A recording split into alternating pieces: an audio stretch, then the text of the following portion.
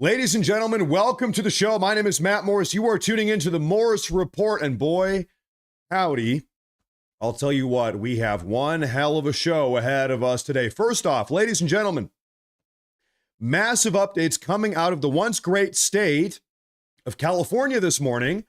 And as things currently seem, I'll tell you what, it actually looks as if the California state Democrats have actually just walked into yet another one of President Trump's master traps. A trap, I kid you not. We're going to break it all down. Maybe things are not as bad as they seem down in California. In other news, the Supreme Court this morning has just dropped an absolute bombshell 6-3 ruling that has the Democrats absolutely reeling, panicking, terrified, and we might just be getting some additional Supreme Court bombshells here in the very near future that all of us really have pretty good reason to be excited about. We'll talk about that. And also, President Trump this morning has just given all of us one of the most curious, one of the most peculiar updates that we have ever gotten pertaining to the ongoing situation with Iran. It's really going to make us scratch our head and say, wait a minute, what the hell did he mean by that? Plus, on top of that, Trump has just issued to the Iranian regime directly what can only be described as a very explosive ultimatum. So we're going to break it all down today, folks. Do me a favor, make sure to hit that like button, make sure to subscribe. Thank you all for being here. Happy Sunday afternoon, folks. With that little bit of an introductory preamble out of the way, I think the first thing I would like to do is start talking about what is currently going on in the once great state of California. Currently, maybe not so great, but the future is bright. California will be made great again. I really think so. And I think President Trump thinks so as well. Ladies and gentlemen, let's get right into it. Ladies and gentlemen, right this very moment, the California state Democrats are very clearly attempting to rig an election in real time, right in front of all of our very eyes. That much is painfully obvious. But what if I told you that everything that is currently happening right now down in California is actually part of yet another one of President Trump's master plans? What if the California state Democrats have just blindly stumbled into yet another one of President Trump's traps? Well, today we're going to break all of that down, but first, do me a favor, make sure to hit that like button and make sure to subscribe to the channel if you have not already. Now, folks, let's go ahead and take a look at where things currently stand. What is going on in California? Let's start off with the bad news. Spencer Pratt is likely going to be overtaken by the far-left candidate. Nithya Raman is her name, and she's expected to overtake him today. This graph here, you're looking at it, shows the count on election day all the way up to last night. Nithya did this by suddenly winning first in every single new ballot drop. How weird is that? You can see, let's look at the chart. Karen Bass up top, 35% of the vote. She's just maintaining where she is, not up, not down, just about the same. Pratt is plummeting. Nithya Raman is surging, skyrocketing. North Korean elections have more self-respect than what we're witnessing right here. Even they would find it absurd for the third place candidate to suddenly jump up to first place on every ballot drop days after the election has concluded. This is just ludicrous. What's more, here's an even better chart, and I really want you to take a look at this. Just in, a Karen Bass, Nithya Raman runoff is looking increasingly likely in November, according to Saturday's batch of election results that came in late last night. Council member Nithya Raman just gained 2.24 points over Spencer Pratt, cutting Pratt's lead down to 1.11% in the LA mayoral race. And you can see, what do you notice here? Karen Bass just as flat as a pancake. Okay, as flat as the ocean's horizon here. Pratt in yellow, right here, he's in the middle in yellow, plummeting, tanking. Nithya Rahman, as more and more of these ballots keep coming in, she just keeps on skyrocketing, surging. Now, here's what is very peculiar. As all of these late mail-in ballots come trickling in, Karen Bass's vote percentage has had literally zero change. Not at all. No, all of these new votes are going directly, they're getting directly funneled, it seems like, towards Nithya Rahman, as Spencer Pratt's share of the vote just continues to plummet down. And keep in mind here, only the top two candidates here get to move forward to the actual mayoral election in November, a couple months from now. Very curious. Pardon me for noticing this, but it almost seems as if someone is rigging the election to make sure that the only two candidates moving forward towards the November election are both far-left Democrats. No common sense Republicans allowed. It almost seems like that. But now, take a look at this. Because of all of these irregularities, now there's actually numerous federal investigations, plural, to figure out what's really going on here. What the hell is going on here? In fact, yesterday afternoon, a U.S. attorney under Trump's directive actually showed up to the Los Angeles election office to personally inspect with his own two eyes the ongoing operations. Seems like they're not really doing much other than adding to Nithya Rahman's tally here, to be honest with you. We also this morning just got this statement here. I want to share something with you here. We got a statement here this morning from another one of Trump's U.S. attorneys. And here's where all of this is going to start making sense. Remember, I said the Democrats seem to have just walked into one of President Trump's master traps? Well, let's start making sense of this entire situation. Here's a statement from one of the U.S. attorneys here. This morning, California is blocking a federal audit of its voter rolls. California allows first-time voters to register using forms of ID that most Americans would find surprising, including a gym membership card, employer ID card, credit or debit card, a prescription drug label, insurance card. Keep in mind, California provides free healthcare coverage insurance to undocumented immigrants. You just need one of these forms of ID, if you can even call it that, in order to register to vote in the state of California. This is insanity. This is permitted when a voter fails to provide a social security number or a driver's license at registration. Our office believes this policy deserves a closer look. Thus, we have the federal investigation. We also have serious concerns about how California maintains its voter rolls. There are open questions about whether the state is promptly removing deceased voters from the voter rolls, people who have moved out of the state, and individuals convicted of disqualifying felonies.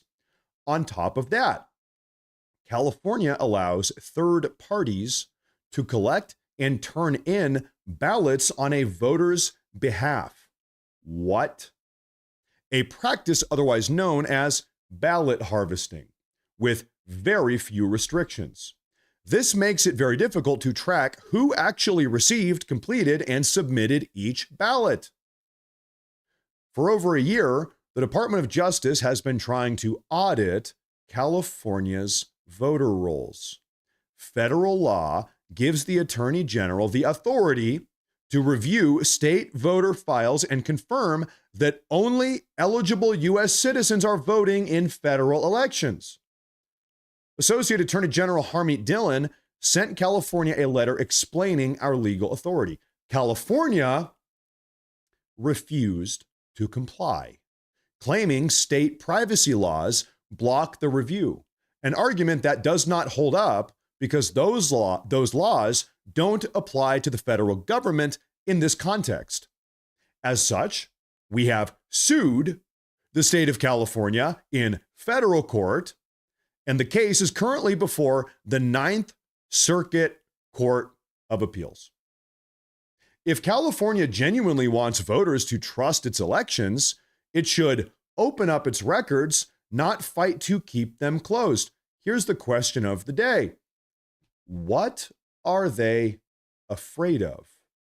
And so, folks, let me share an idea with you.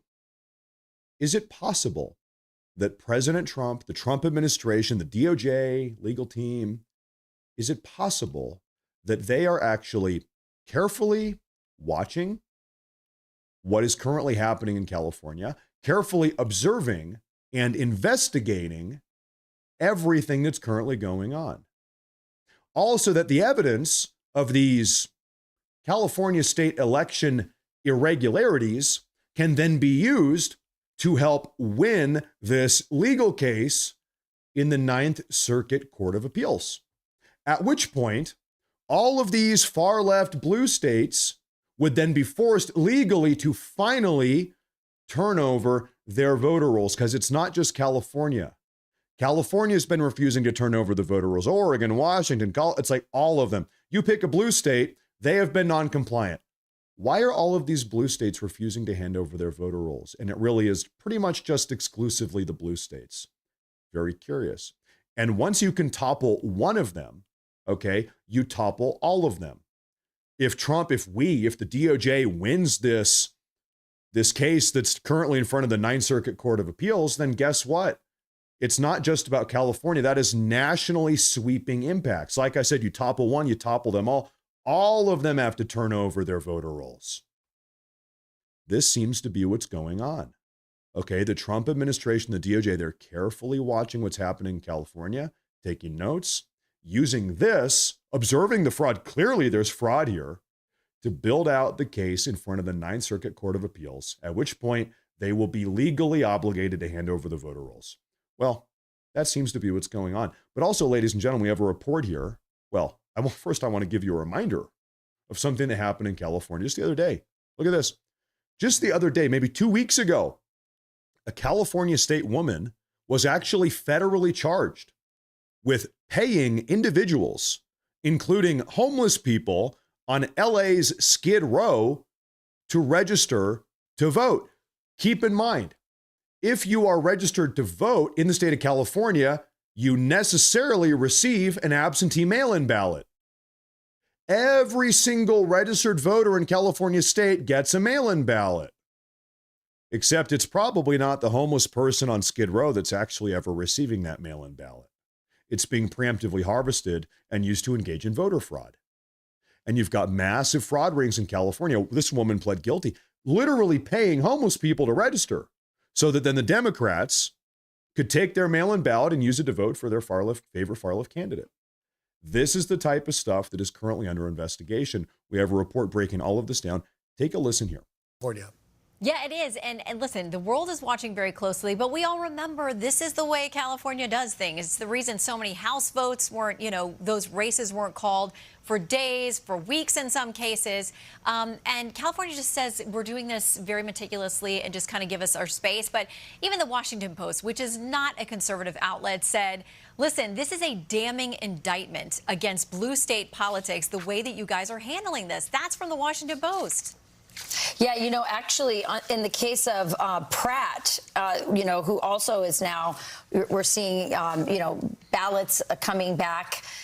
Nithya Raman, she actually conceded a few days ago, like 4 days ago, and now suddenly she's up.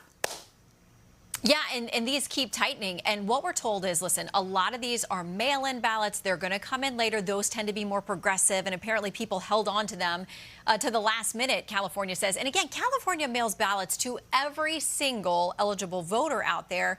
And so you've got millions of people who may be sitting on them. We don't know if they're coming back. So there's a lot of uncertainty built into this stuff with California. And by the way, the Supreme Court, we're waiting on an opinion from them about how long you can actually accept ballots in mail-in ballots after insane. Election Day. Mm-hmm. Right. So might impact this. Why can't you just say the election is this date? If your ballot's not in by this date, it's done. Take the day off for work, have it, make it a holiday. Absolutely. Or if you're going to use a mail-in, just at least come up with a cutoff window. In some places, it's, well, we're just going to give it a good faith presumption if we can't tell the postmark on it, that kind of thing. I think for a lot of people, red, blue, whatever, wherever you are, they just want to think our votes are clean. And also to make sure you keep your voter rolls clean, because if you're sending ballots to people who haven't lived in the state in a long time, then that just raises all kinds of opportunities for mischief.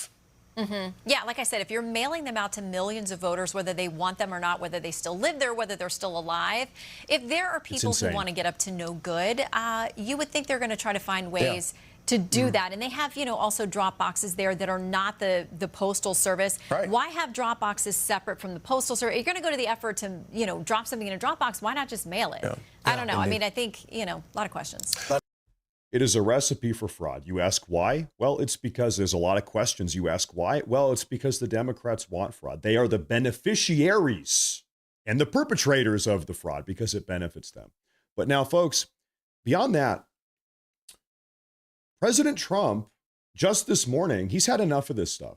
He actually, frankly, erupted about election fraud this morning during an interview with NBC News. And you know what? Erupted really is the right word. In fact, he actually got up and walked out of the interview mid-interview.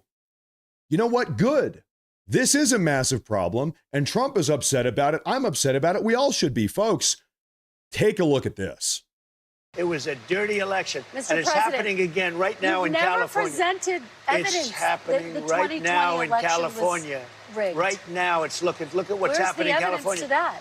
It's The 4 Republicans days. are doing well in California.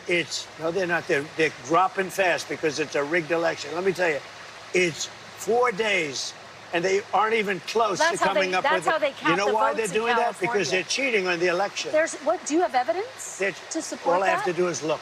All I have to do is look. That's not evidence. And I listen to people, and let's see what happens. But, sir, that's not evidence. Do you think it's appropriate? That's how they count the votes in California. Do you think it's appropriate that they have an election and 5 days later they're nowhere close to picking a winner? State and local officials acknowledge they are slow. They're urging. No, they're crooked. They're urging the votes to be counted quickly. That's how they vote in California. They're crooked, just like you're crooked. Your press is crooked, and Meet the Press is crooked. To be fair, I'm not crooked, but let's Really? Let's Well, continue. you play right into their hands. Let's continue. You're either crooked or you're stupid. You play continue. right into their hands with this rap. You know that these elections are rigged.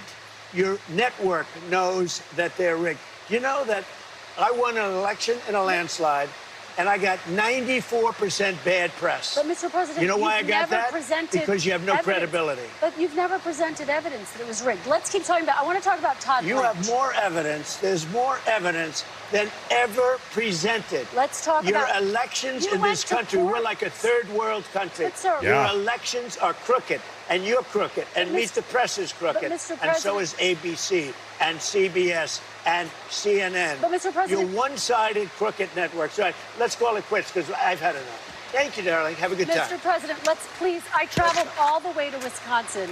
I've sat in the rain with you. I know. I I've sat in the traveled rain all the with way you to for an hour, Wisconsin. on and off in the rain, and I've given you enough time. You ought to straighten out your press because you know what? Mr. A President, country can never be We great traveled with a dishonest Listen, press. we Come on, let's traveled go. all the way to Wisconsin for this interview. And he gets up and he walks away. The interview is over. What does he say? You are either lying or you are crooked. No, he said, you're either stupid. I'm sorry, you're either stupid or you are crooked. What about all of the above? What about stupid, crooked, and of course they're lying? That's what they do. If their mouth is open, if they are yapping, they are lying. Good for him for walking. He doesn't have to tolerate this. He's the most powerful man in the world. He doesn't have to tolerate this. He shouldn't. And neither should we as a nation. We should not tolerate this election fraud. It's insane. And so thank God the federal investigation underway. The U.S. attorneys are on the ground. Information is being gathered, acquired. The investigations are taking place. This stuff is getting shut down. Thank God for it. That is what it's going to take if we truly actually want to put America first. Now, ladies and gentlemen, we have two more massive news segments here, one about Iran and one about the Supreme Court. But I'm seeing some of you here are saying that Iran has just attacked Israel. And so bear with me, folks. We are Shooting from the hip here for a minute. Bear with me. I'm scouting out the news. It seems like there might be some sort of emergent development. Do we have some mid-show breaking news? If so, we're going to pull it up right now. Maybe not, maybe so. I don't know. Maybe some people in the chat were deceiving me. Okay. Let me pull up two different sources here. Stand by here, folks. Okay. Let's break down all of this together. We'll start at the bottom here. So this is good God. Oh yeah. Okay. It's been a while since we've seen this. 20 minutes ago, breaking early warning missile launches detected. Alerts may be activated in the coming minutes along southern Golan, northern Golan, upper Galilee. Okay, they're all over Israel. Fighter jet activity reported over Tehran. That's over in Iran. Iran launched missiles at Israel. Israel has warned it will retaliate. Iran may have just started the war again. Now, I just watched one missile being intercepted over northern Israel. This is the launch zone. This is Haifa, northern Israel. At least 4 missiles launched at Israel. Interceptions over northern Israel right now. Iranian ballistic missiles. Let's get this up here.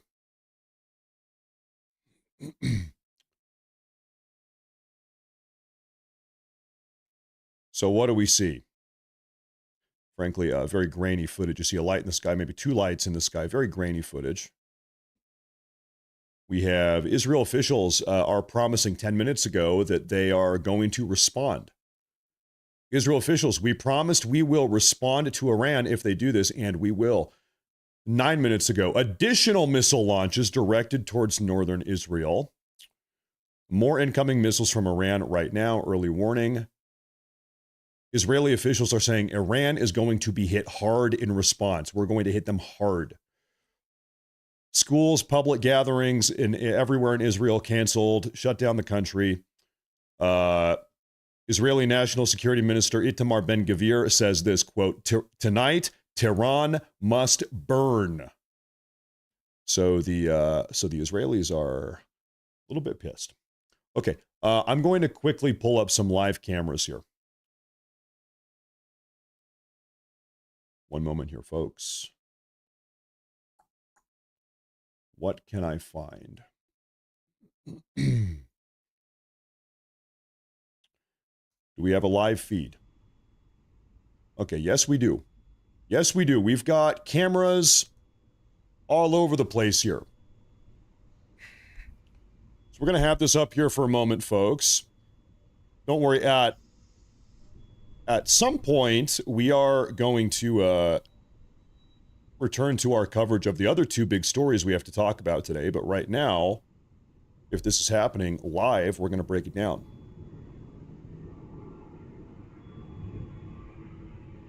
And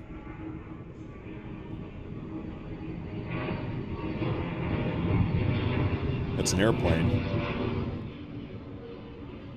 And as this is happening, I'm going to continue to look for updates here. So don't worry, you're in the right place right now, ladies and gentlemen. Bear with me here.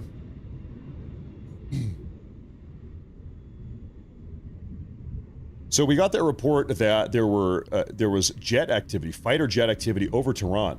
Makes you wonder, whose fighter jets? We got the reports that fighter jet activity over Tehran seemingly took place prior to Iran launching missiles.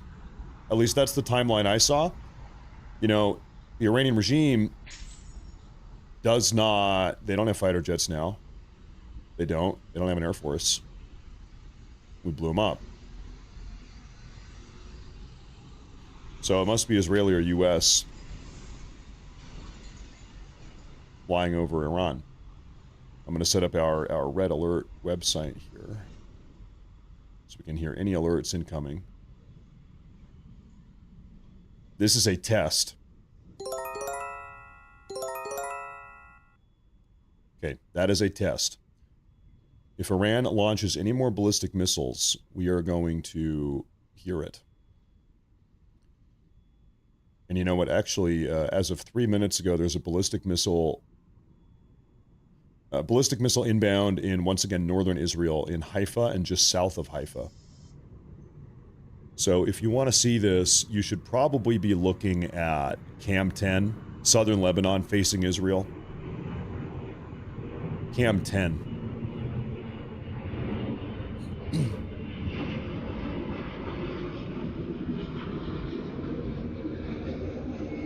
12 minutes ago, I get a report, additional ballistic missile launches now from Iran towards northern Israel.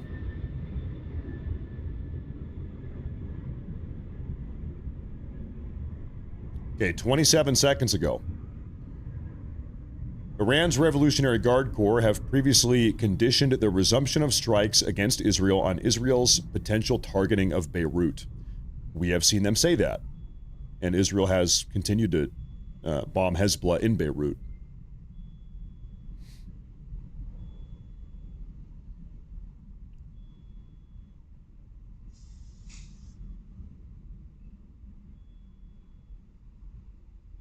As of 3 minutes ago, I'm getting a report that a third wave of ballistic missile launches from Iran towards northern Israel. Now, I will tell you something here. President Trump said yesterday, this is yesterday's news, that, all right, launch from Iran, okay, folks, right there. See up top? Ballistic missiles inbound in 7 minutes. In 7 minutes. We just got the update. Now, President Trump, as I was saying, he said yesterday that if, God forbid, any U.S. soldiers are killed anywhere in the Middle East during the ceasefire by the Iranian regime, that he is going, of course, he's going to go scorched earth. That the full-on U.S. bombing campaign of Iran will continue in the event that, God forbid, any American is wounded, injured, killed. He said that yesterday. And I think that's sensible, don't you think? Okay, I'm getting a report. 2 U.S. Stratotankers are just now preparing to take off from Ben Gurion International Airport in Israel, following the launch of ballistic missiles from Iran. So the planes are scrambling. These are 2 Stratotankers.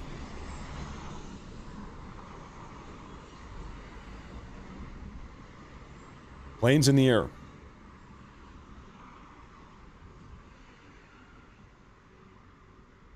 And here we thought it would be a relaxing Sunday. Breaking news just now, Iran has closed its airspace. Iran has entirely shut down 100% of its airspace.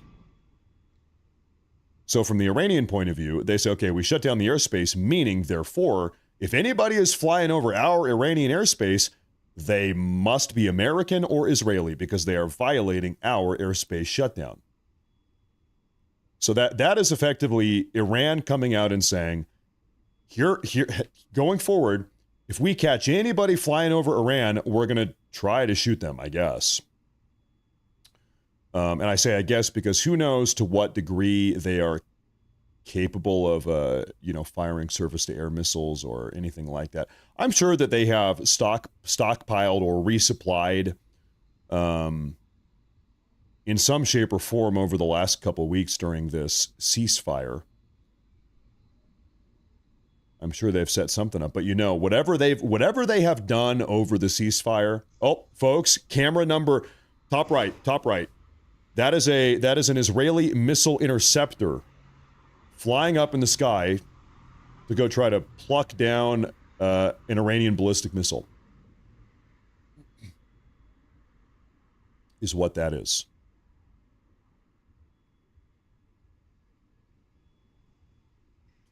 And these ballistic missiles that got launched from Iran are expected to make their way to Israel in about 4 minutes. And so admittedly here, folks, this could end up concluding like in the next 10 minutes. I don't know. Or it could be one hell of a night. I don't know. We've seen Iran fire a ballistic missile here, a ballistic missile there. They violate the ceasefire. They've been firing them at Kuwait. And I don't want to downplay it, but it's kind of nothing happens. We've seen the U.S. over the last couple weeks. I mean, they did it yesterday, as far as I know. You know, we retaliate by taking out some Iranian base along the Hormuz. There's been these from both sides, sort of light attacks compared to what they were 2 months ago. And so this might end up being another instance of that, or it could be all hell breaking loose. It's hard to tell. It's hard to tell these days. Yeah, today might end up becoming Power Plant and Bridge Day. Remember that? Power Plant and Bridge Day. We've been talking about that now for 2 months. Okay, the Israeli Defense Force has just issued a statement. They said that air defenses continue to target and intercept Iranian missiles following a third wave of missiles against northern Israel. That's a statement from the IDF. Multiple Israeli media outlets, as well as Axios, are reporting that Israel will retaliate tonight against Iran for tonight's ballistic missile attack. Breaking news right now. It's all happening minute by minute. U.S. President Donald J. Trump has just now been briefed about the escalation between Israel and Iran. A U.S. official tells Axios.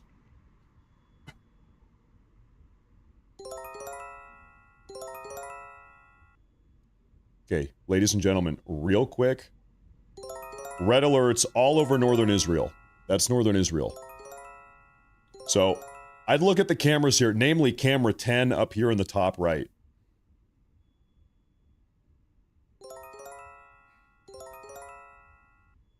That's what I'd be looking at.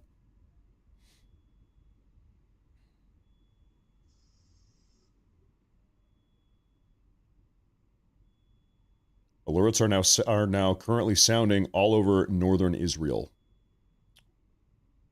Happening now. Yeah, you know, I have a feeling that this one is going to be different.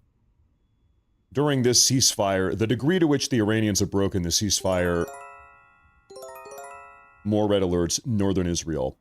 They've been firing ballistic missiles at, like, Kuwait, but not Israel. I think this is going to be different. I think this is going to be different.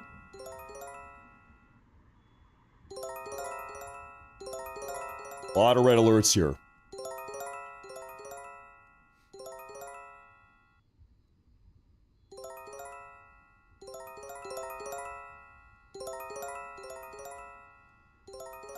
Every little ding, ding, ding there is a ballistic missile inbound. Camera 10, top right. Top right. Top right. Does it get intercepted?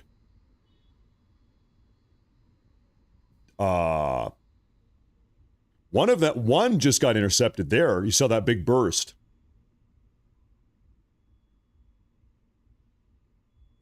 On camera 3, top left, you see these big flashes. And it's hard to tell, interception or a direct hit. Sometimes the interceptions take place like just above the ground. So just because a missile makes it in real close does not mean it actually hits a building or something. Sometimes they do get intercepted very, very low.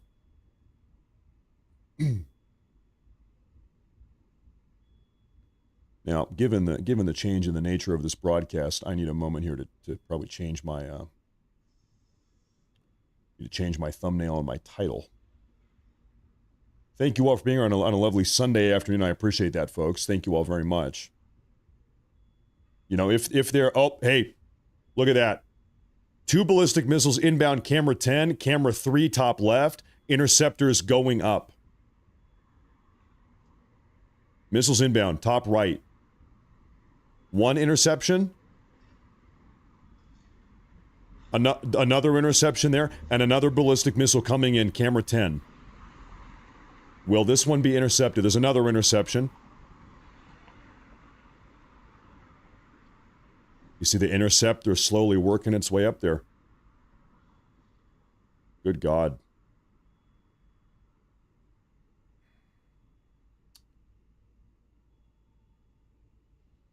There's a little boom up there in the sky. It is so hard to tell because it's so dark and the camera quality is a little grainy and we're so far away. We're miles away from this. You're trying to piece together what the hell's going on. And now, folks, I am scanning all the live breaking news update news feeds, figuring out what's going on. Now, let me actually try to get that to you. Hold up here.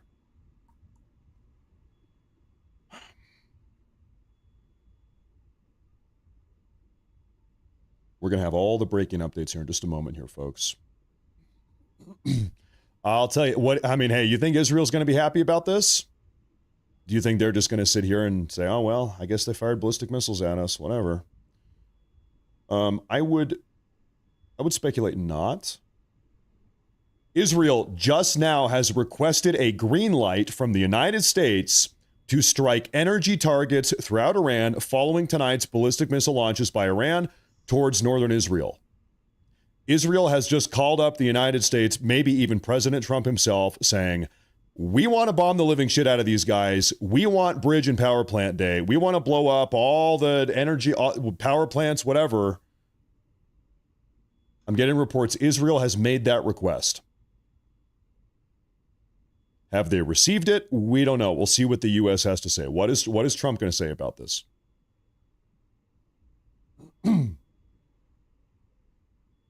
Bear with me here, ladies and gentlemen.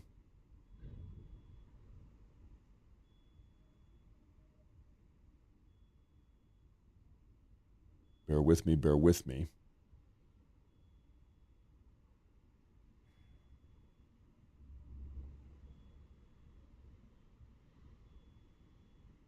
Time will tell, folks. I have a feeling that it is going to be one hell of a day. It might just end up being one hell of a day.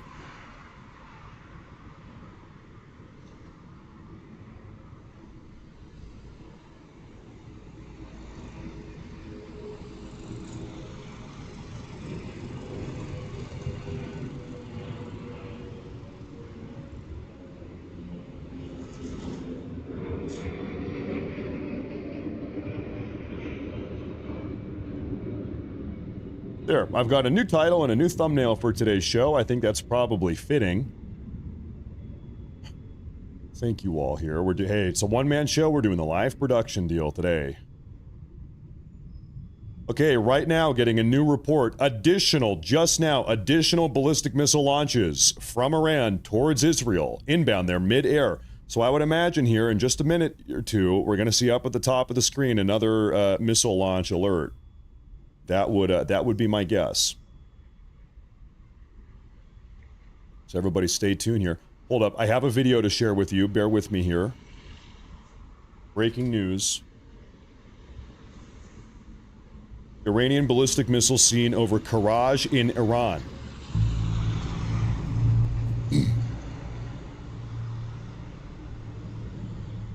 Well, that sure looks like an Iranian ballistic missile if I've ever seen one.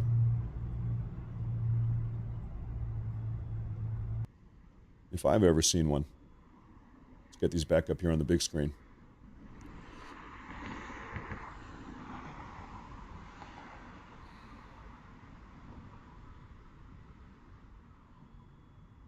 A spokesperson for the Israeli Defense Forces has just come out and said that Israel has intercepted all of the ballistic missiles so far that were launched by Iran against northern Israel.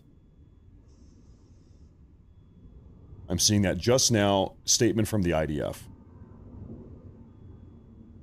Good. Hey, you don't want to see anybody get blown up here.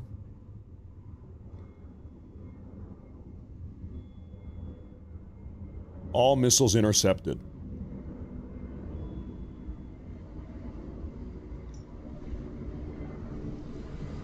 Oh wow. Oh wow. Oh wow. Oh wow. Okay, hold up. Breaking news. What do we have here? An explosion seems to have occurred at a missile site in Isfahan, Iran. This is an Iranian missile site.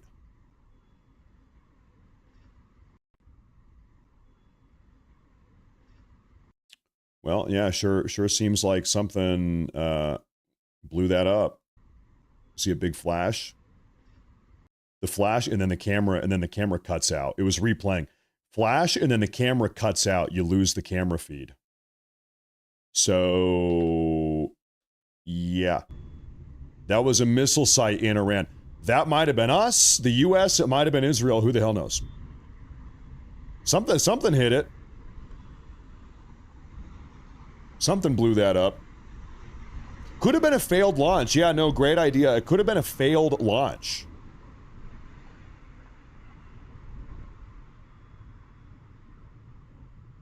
Too early to tell. No, good idea, though. We have seen that. We've seen a lot of Iranian ballistic missile failed launches.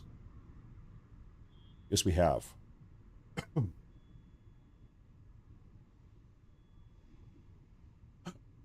Well, I guess I should have had breakfast today, huh?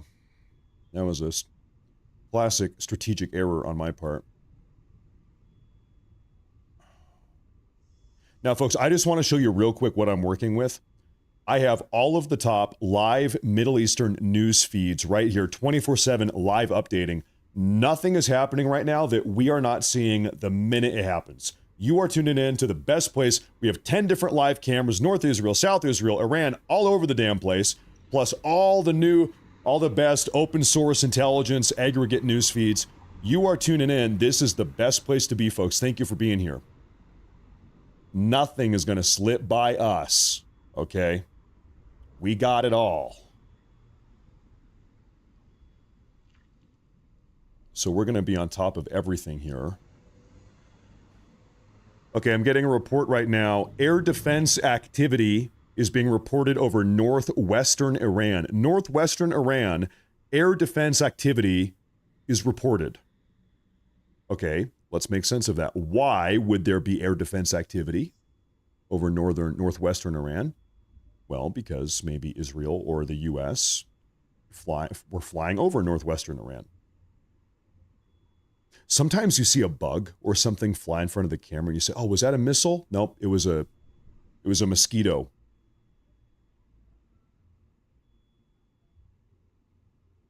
Okay, cam 2, folks, we just swapped cameras. Camera 2 here is actually from Tehran. So if Tehran starts getting hit, we're going to have front row seat for that also. We're going to know what's up. So bear with me here.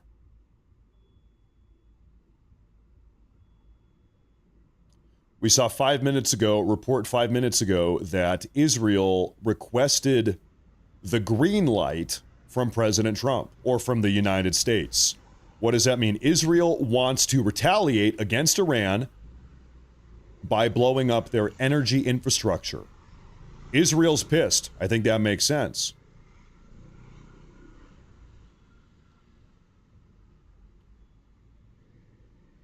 And they're ready to go scorched earth. But, you know, President Trump is the shot caller here. Okay, 1 minute ago, another round of ballistic missiles launched out of Iran in Tabriz, which is, off memory, northwestern Iran. Northwestern Iran, Tabriz, another round of ballistic missiles launched, presumably towards Israel.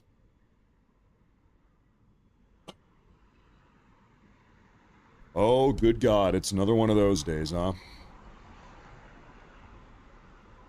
I'm also right now getting an early report, unconfirmed, of a ballistic missile impact in northern Israel, possibly in an empty field. Could have hit in the middle of a field, like an agricultural field. That is unconfirmed. I'll try to get more information. We have a statement from the IRGC right this second.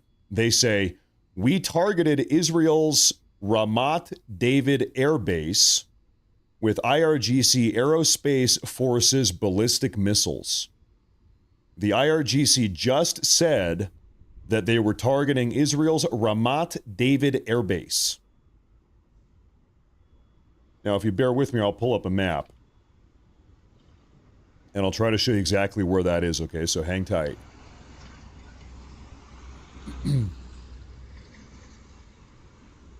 Oh, good grief.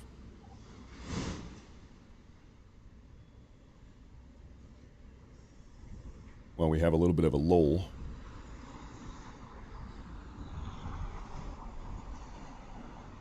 You know, and just looking at the map, that might be actually what they targeted here. Can I show you this? So, Israel, Iran, Israel. Zoom it in. Can we get satellite? Thank you. So here's the Ramat David Air Base in northern Israel. There's Haifa.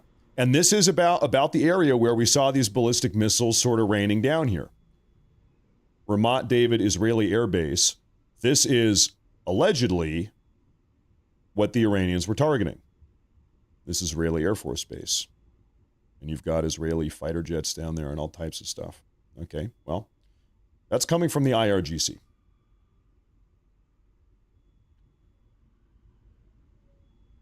We also have reports of folks, bear with me here, another ballistic missile wave inbound. I'm getting a report just now. Israel will, as a matter of fact, retaliate against Iran tonight. That is coming out, report just now, coming out of Israel.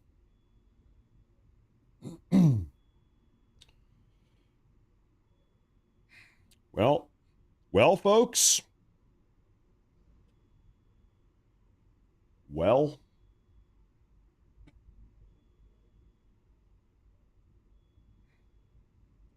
I'm checking for updates here. Some footage here from 10 minutes ago.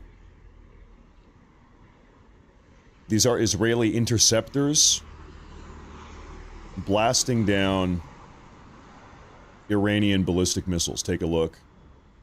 You see the Israeli interceptors. This is from the last attack, like 10 minutes ago. The interceptors go up, and they're in the air hunting for ballistic missiles. Just a short little clip there. Uh-huh. Yep.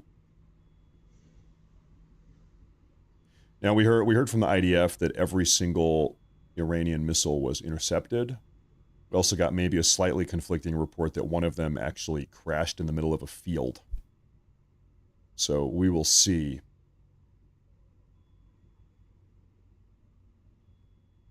But if I had to take a guess here, the Iranians probably...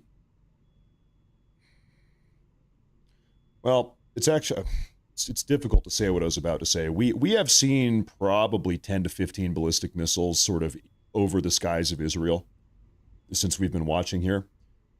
The interesting thing is, though, we have a lot of information suggesting that about 9 out of every 10 Iranian ballistic missiles fired actually get intercepted before they even get close to Israel. Because we've got missile interception batteries over Kuwait and all throughout Iraq and in Syria. And so the missiles that we see over the skies of Israel, that's the extreme minority. Most of them get intercepted minutes before they even get close to Israel. That's what we've seen in the past. So you can, I guess, if you want to do some math, napkin math here, if we see 10 ballistic missiles over the skies of Israel, the Iranians might have actually fired 100 ballistic missiles, 90% of which got intercepted before they even got close. That's kind of the ratio that we've seen during the 14-day war, right before Operation, what was it, Midnight Hammer, Operation Midnight Hammer. And we saw that during the first month or so of Epic Fury as well. Okay, what do I have here? According to Israel's emergency services, which is called Magen David Adom, following the launch of Iranian ballistic missiles against Israel, 2 people were injured while en route to a sheltered area.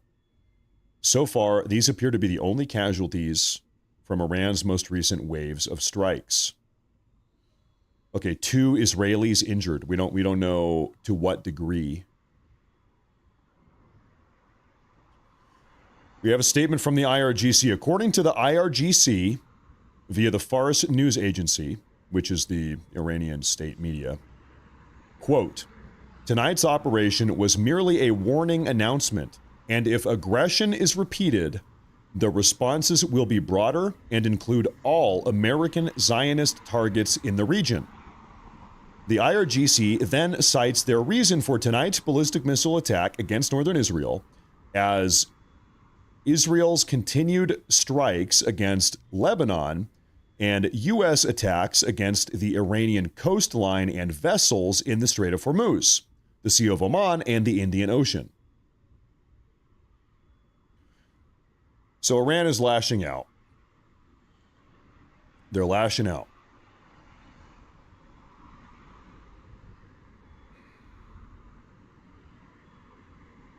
We'll see what happens here. I'll tell you something. This is my personal opinion. I think Trump really, perhaps too much, Trump really wants a path of diplomacy here. You can tell.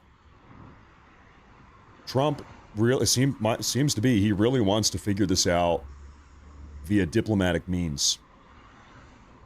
So we will see if this Iranian attack on Israel kind of pushes Trump over the edge, what he decides to do. Guess we'll find out.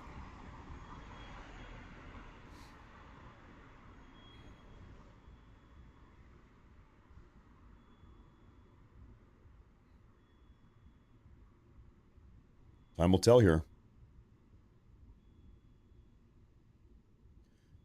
Hold up, I've got an update here. Okay, actually several updates. Okay, so Trump is actually speaking on Fox News right now. I cannot show you that footage because it's live on Fox, but I can give you some of the quotes. Trump just said on Fox News that we are close to a deal with Iran. He said that Iran had better get back to the table right now and make a deal.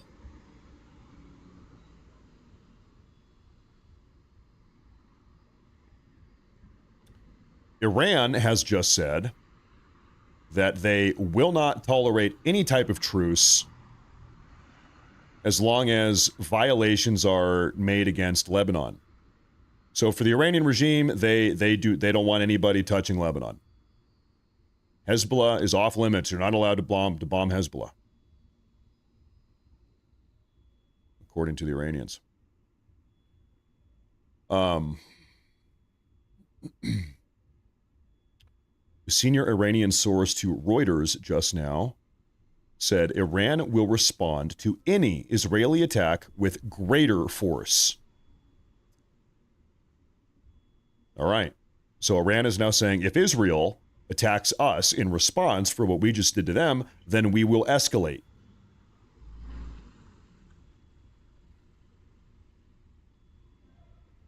Okay, I have a direct quote from President Trump. Speaking moments ago on Fox News, President Trump said regarding tonight's Iranian retaliatory ballistic missile attack against northern Israel, quote, "What I would suggest to Iran, you've shot your missiles, that's enough, get back to the table and make a deal." That's the quote from Trump 2 minutes ago. Once again, quote, "What I would suggest to Iran, you've shot your missiles, that's enough, get back to the table, make a deal."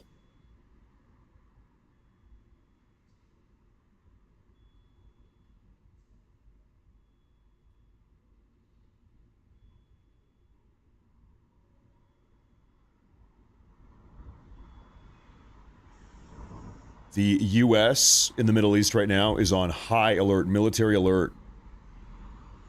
CENTCOM update. High alert right now in the CENTCOM region. Makes sense. You understand why.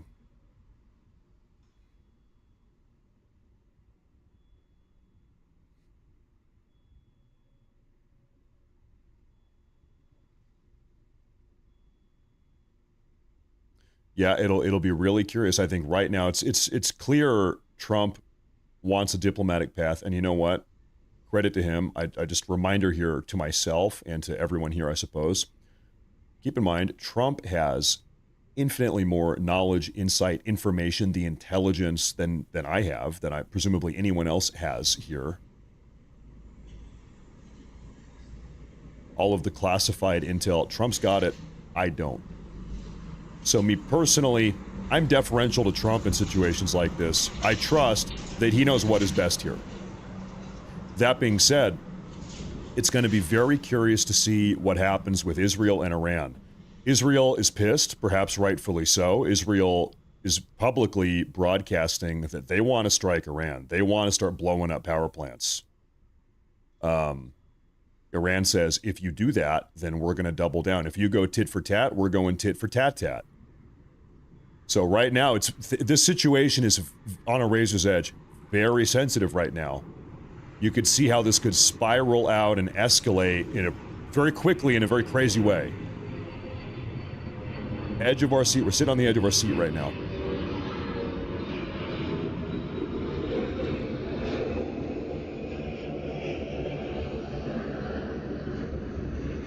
Now, I will say, folks, if you're new to the show here, make sure to hit that like button. Make sure to subscribe. I appreciate that a lot. It really does help.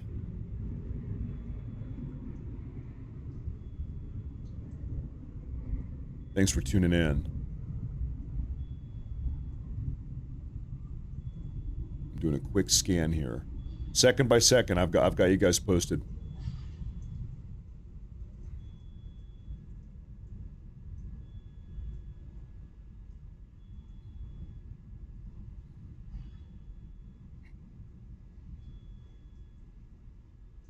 Seems like a lot of planes, both U.S. and Israeli, have been scrambled into the air.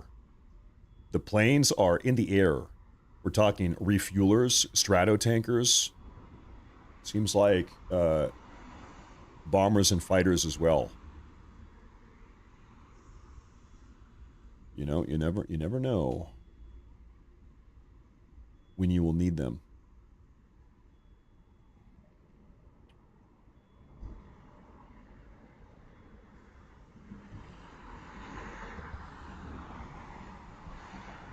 So this is one opinion I'm reading from that Fox News interview Trump just gave. This is an opinion. I have not listened to it myself. We've pulled out a couple quotes, though. President Trump appears to suggest he will not support Israeli retaliation against Iran, allegedly. What's this? All U.S. bases in the region will be considered legitimate targets for Tehran if Israel attacks. This is coming from a senior Iranian source talking to Reuters. Once again, a senior Iranian source has just said to Reuters that if Israel attacks Iran in retaliation, then all U.S. bases in the region are considered legitimate targets.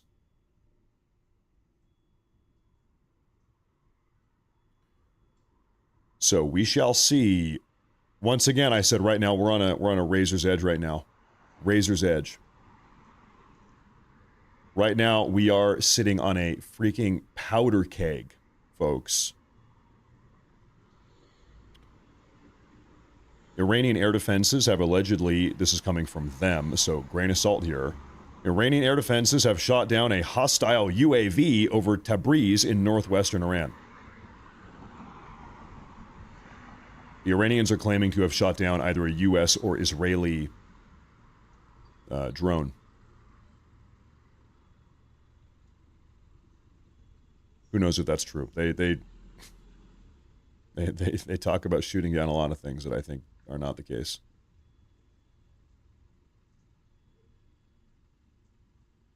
There is some type of aerial activity over Tehran right there. What do you see? There's something flying over Tehran.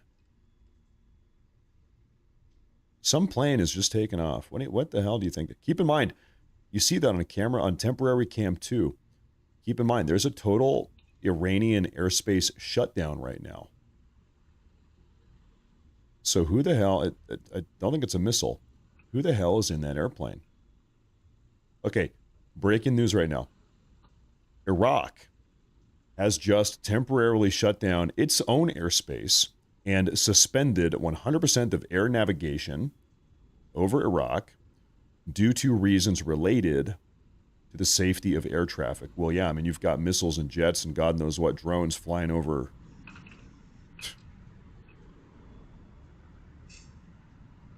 You'd probably want to ground everything. Okay, folks, update from President Trump right now. He just said this on Fox. President Trump has just told Fox News he expected a peace agreement with Iran to be signed Monday, Tuesday, or Wednesday, but now this has taken place. Okay.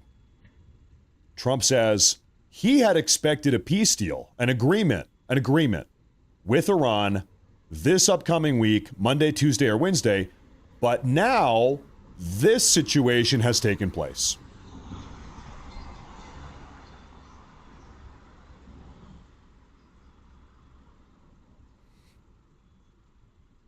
So that is what Trump has just said a moment ago. Iran has just closed its western airspace to civil traffic. Can we pull up Flight Radar? Flight Radar. Let's take a look at what this looks like.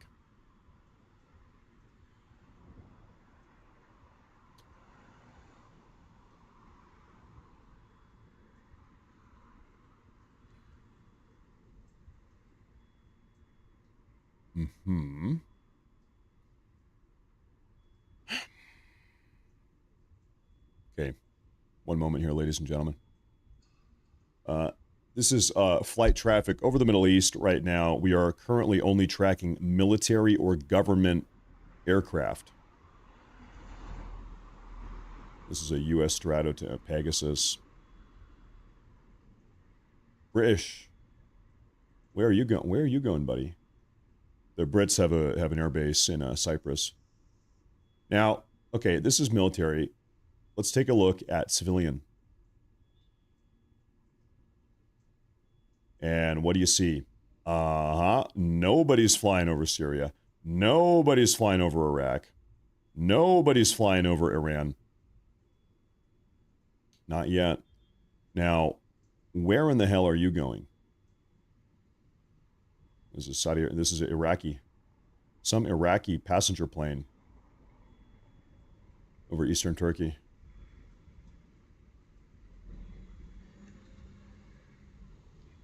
Kuwaiti passenger plane getting out of town. I wouldn't want to be in that plane right now, I'll tell you what.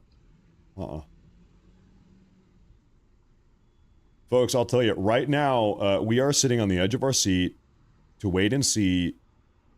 Really, I think it comes down to what is Israel going to do? What is Israel going to do? Because Iran has just attacked Israel. They fired 3 volleys of ballistic missiles at them. What is Israel going to do? Iraqi airspace is now closed.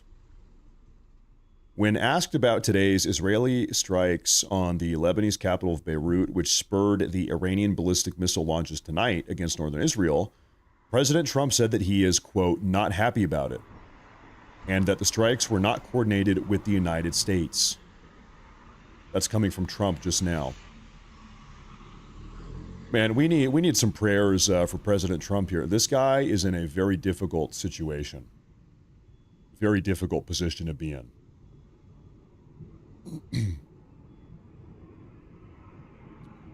Iran's IRGC has just announced that it conducted a ballistic missile attack on Israel's Ramat David Air Base tonight after Israel's attack on Beirut earlier today.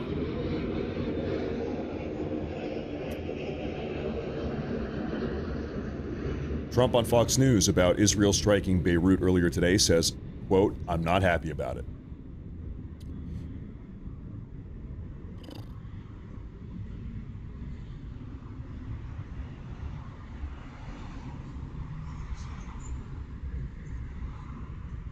Not happy about it.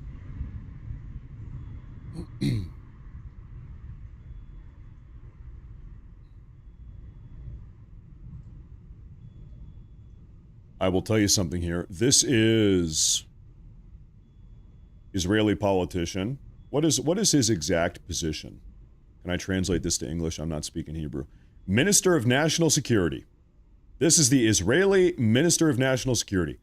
He says, and I quote, tonight, Tehran must burn, is what he says. So we know how the Israelis feel. We know what they want to do here. Now we'll see what happens. Iran has already issued a preemptive statement here. They've said, if Israel retaliates against us, we will escalate on our end. 17 Grasshopper, hey, thank you very much. Welcome to the show. Right now, it's live coverage of what the hell's going on in the Middle East. You know, people have been saying that for 3,000 years. What the hell is going on in the Middle East? And so now here we are, continuing a tradition that really is as old as recorded human history. And that tradition is called, what the hell is going on in the Middle East? Here we are. Welcome. You're tuning in live.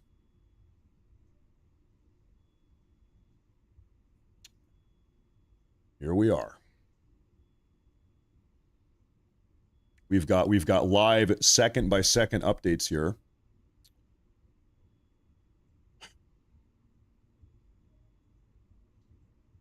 Okay, breaking update 15 seconds ago.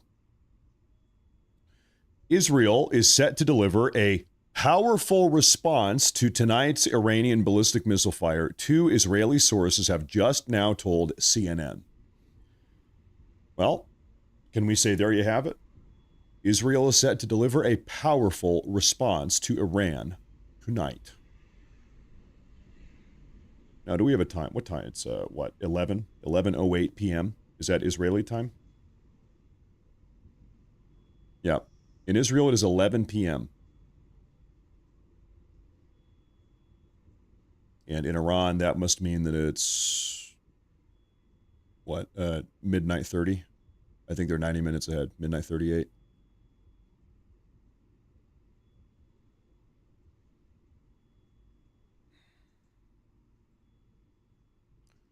Well, so much for the regular old show today, huh, folks?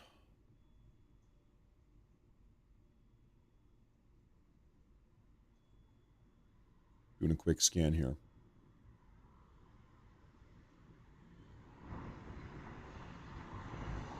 Okay, I'm getting a report out of an Israeli news outlet called N12. Trump allegedly, according to one news outlet, N12, Israeli outlet, I'm going to wait for this airplane.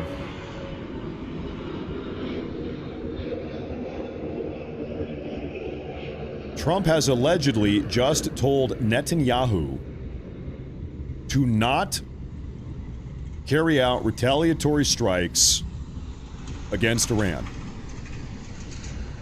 Allegedly, this is coming from one outlet. Okay, actually, I'm hearing, this is reporter Barak Ravid. He is saying, President Trump tells me directly, I'm calling Netanyahu right now and telling him not to attack in response. Trump just told reporter Barak Ravid, I'm calling Netanyahu right now and telling him not to respond. So, presumably, that was 3 minutes ago. Presumably, right this very second, right this moment, Trump is on the phone. Listen, Bibi. Listen, Bibi. We're so close to a deal, and we don't want to lose this. Maybe that's what Trump is saying right now to Netanyahu. Right now, folks, although, listen, you need to keep in mind, we are operating, within, it's called the fog of war. We're trying to make sense of all of it. Thank you all for being here with me. That he will call Israeli Prime Minister Benjamin Netanyahu right now following Iran's targeting of northern Israel in retaliation of Israel's targeting of Beirut. Maybe somebody doesn't know. Why is Israel bombing Beirut? What's going on? So Beirut, it's in Lebanon. This is sort of the home base, the home turf of Hezbollah. Hezbollah is an Iranian regime. Hezbollah is a terrorist proxy force, propped up by the Iranian regime. So Iran props up Hezbollah. Hezbollah skirmishes and fights with Israel along their northern border. It's a rough neighborhood. If I can kind of show you, put this on a map here for you. So this is Israel. Okay, here is the northern border. Northern border right here, this little white line. And this is Lebanon. Here's Beirut. And so Beirut, really all up and down Lebanon, Hezbollah is entrenched. Bunkers and tunnels and storage facilities and da-da-da-da-da-da.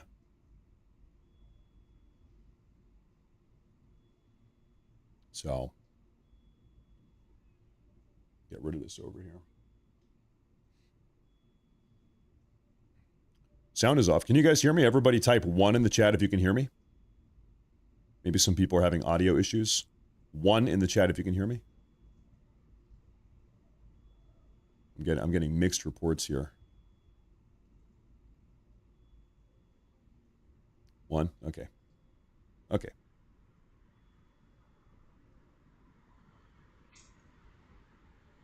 Here's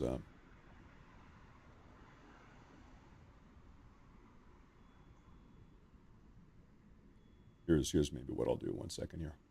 1 moment here, folks.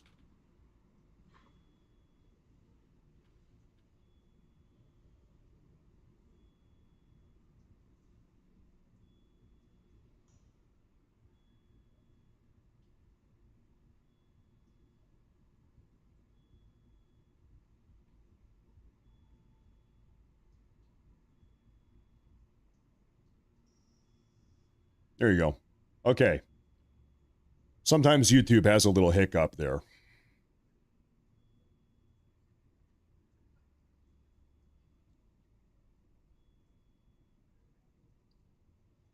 Yeah, folks. Okay, confirmations. Trump is on the phone right now with Benjamin Netanyahu, and they're going to figure out what are we going to do here. And you know, you've got two.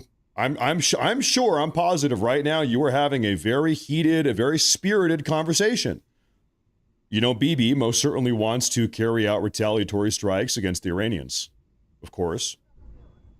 And it seems like Trump does not want Israel to do that. Trump is holding out for some type of deal. Trump seems to have some reason to believe that a deal is close.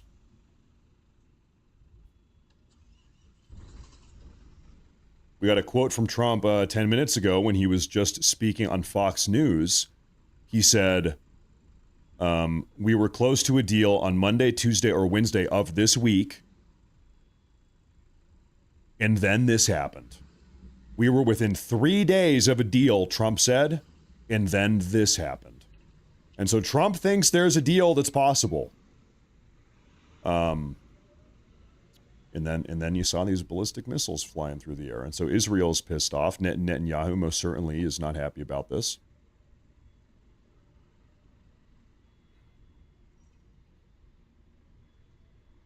Trump is wrong. Well, you know, once again, here's what I'll say. You know, I try not to be hubristic. As a matter of fact, Trump has more intel. The intelligence, like the actual military classified intelligence on all of this. He's got that, and I don't. I don't have that. Trump is directly involved in the negotiations. He knows who's talking and who's saying what and which parties are involved.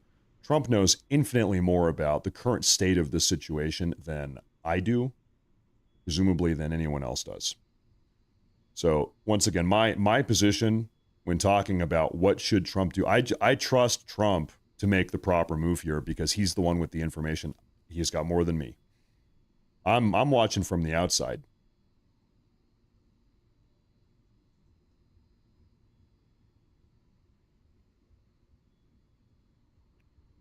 Now, hold up.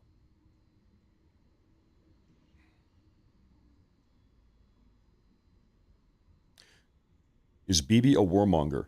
Here's what I'll tell you. I think it's fair to say Bibi is operating in what he perceives to be the best interests of Israel, which I suppose is what any leader should do. That said, Trump is operating in what he believes to be in the best interest of the United States of America. Sometimes those interests are the same. The best interest of Israel, the best interest of America. Sometimes those are in lockstep. I think other times they're not. Other times they're not. Sometimes they are, sometimes they're not.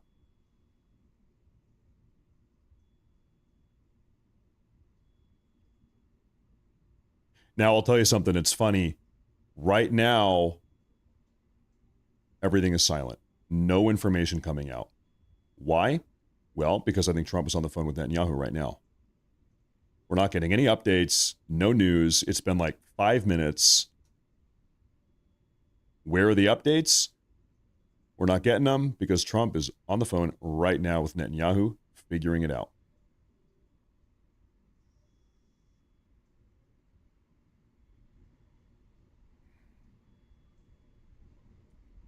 Now, a recap here, if anybody is new, what's going on, what happened here? Okay, series of events. Hezbollah operates in Lebanon, namely Beirut, and they have been attacking Israel. Israel, earlier today, a couple hours ago, carried out a series of strikes against Hezbollah in Beirut, in Lebanon.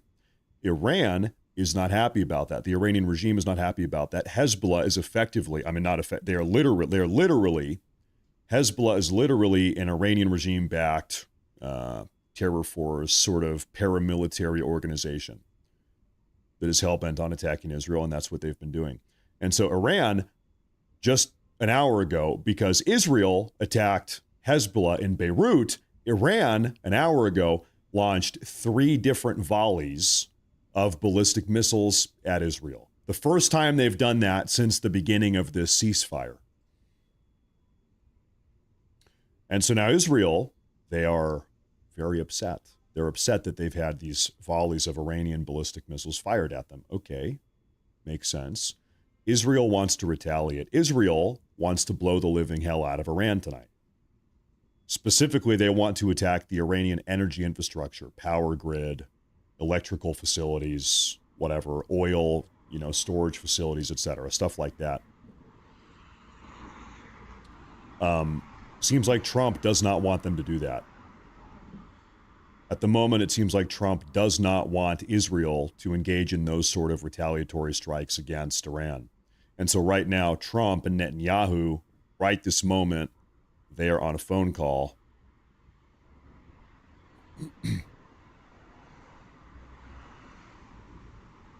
Figuring out, okay, what's the plan going forward? What do we do here? Now, I've got a statement coming out from Khan News. This is an Israeli news outlet. Trump in a statement to Khan News, and I quote, "I think Israel has responded enough. They don't need to respond anymore." That is a quote being attributed to Trump from Israeli news outlet Khan News. That one just came out.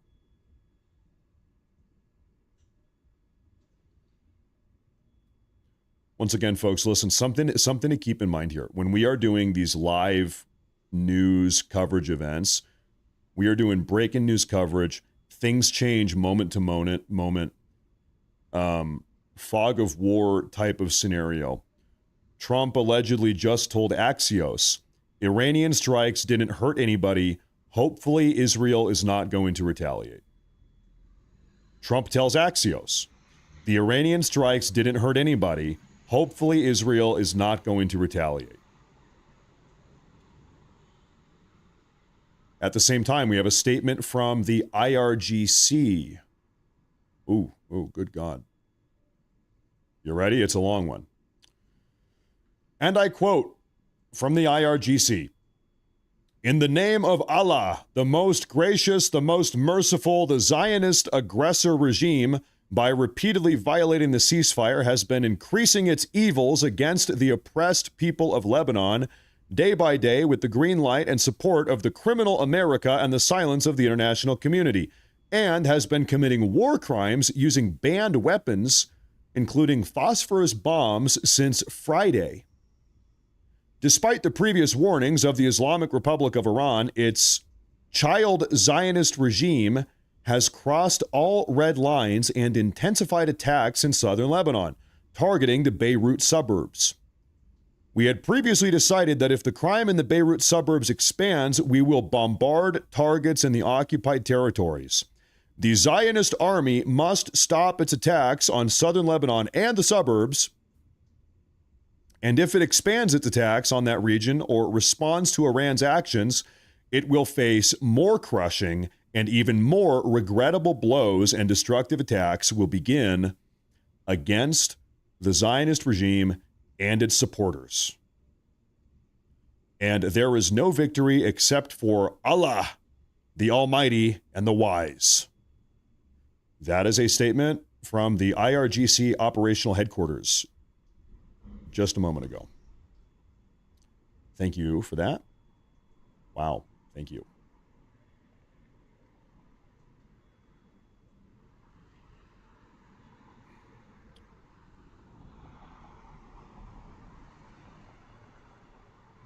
We're breaking it all down. According to Barack Ravid, during his call with the U.S. President Donald Trump, President Trump said he thinks that both sides have had their fun, and he hopes that Israel will not retaliate, saying, quote, "The Iranian strikes didn't hurt anybody. Hopefully Israel is not going to retaliate." Trump additionally said that they are close to a deal with Iran despite the week's escalations. Once again, that's from reporter Barack Ravid.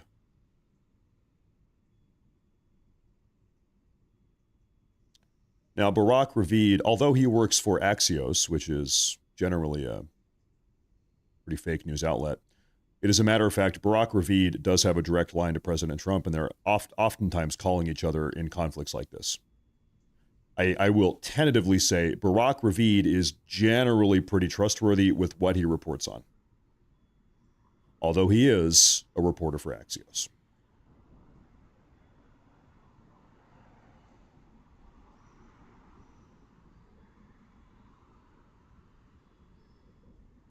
Now, this phone call between Barack Ravid and Trump would have happened 10, 15 minutes ago, because right now we know for a fact Trump is on the phone with Netanyahu.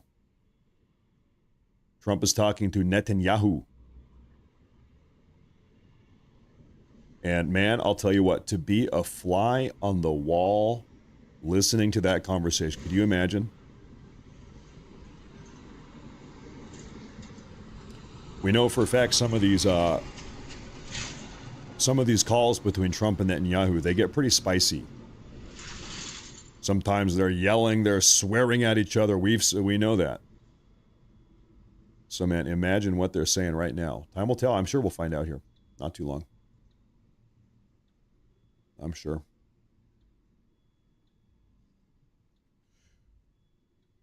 Oh.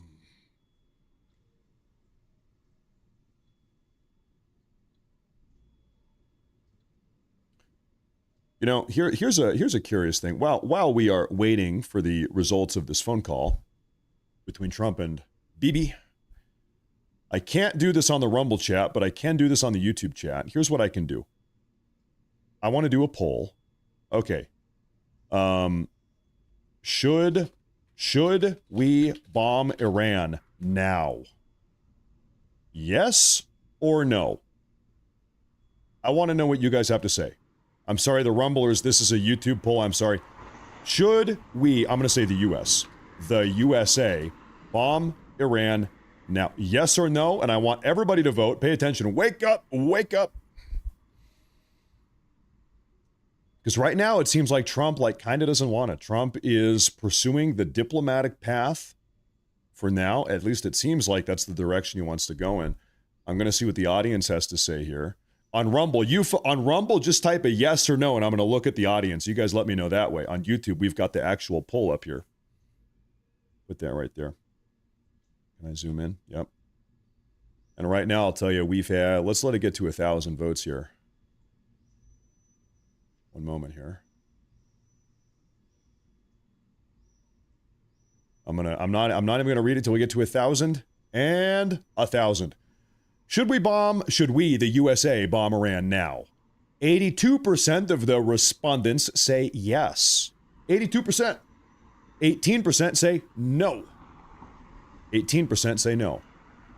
So you read the room, you look at the audience. Seems like most people are like, come on, Trump. We have given them a chance. We've tried to talk, the deal, the negotiation. We really have tried. It is time for the FOFO moment. It seems like what the people want here.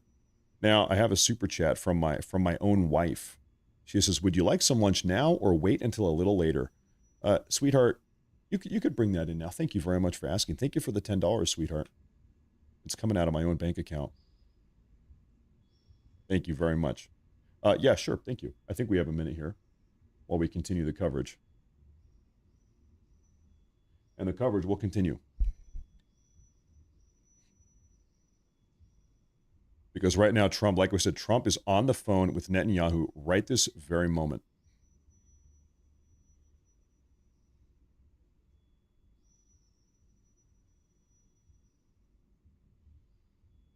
Do we have any other updates here? The IRG Aerospace Force has released footage showing the launch of numerous medium-range ballistic missiles towards Israel tonight. Is that right? We have ballistic missile launch footage released by the IRGC. Oh my gosh. Look at this. Look at it. Get a load of this. Uh-huh. Thank you, dear. Thank you, sweetheart. So they have this propaganda message on the side of the missile. Hold up.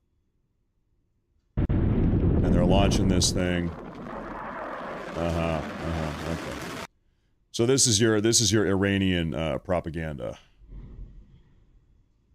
Let me guess. That's America? Is that supposed to represent this like satanic demon? Is that the evil American empire? And they're launching their missiles. Wow. Okay. Wow. Nice one, Iran. Nice one. Another AI-generated image. Super cool.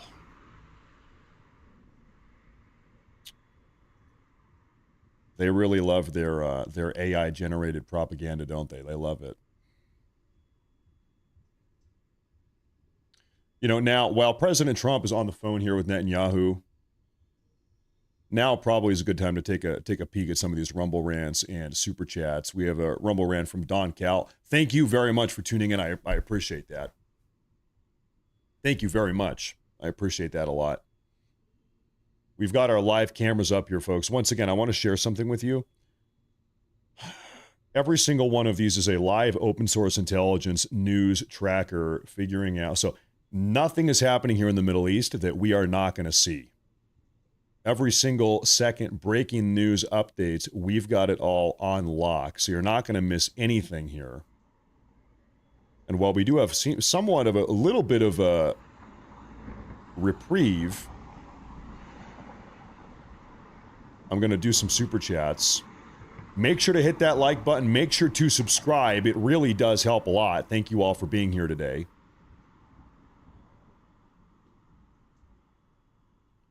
And I'll tell you, right now, we are waiting to see what does Israel do. Is Israel going to engage in some type of retaliatory attack? Where do we go from here? Where do we go from here? Kimberly Kelly says, Matt, how do they verify signature if they are mostly mail-in ballots or no? Yeah, they don't. They don't verify it. Isn't that great? Thank you. Thank you very much. Eaters of Dead, thank you very much.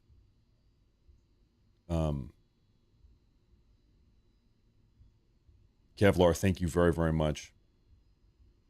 A lot of super chats here today. It's one of those crazy days. Eric Heffelfinger, thank you very, very much. I appreciate that. Back to common sense.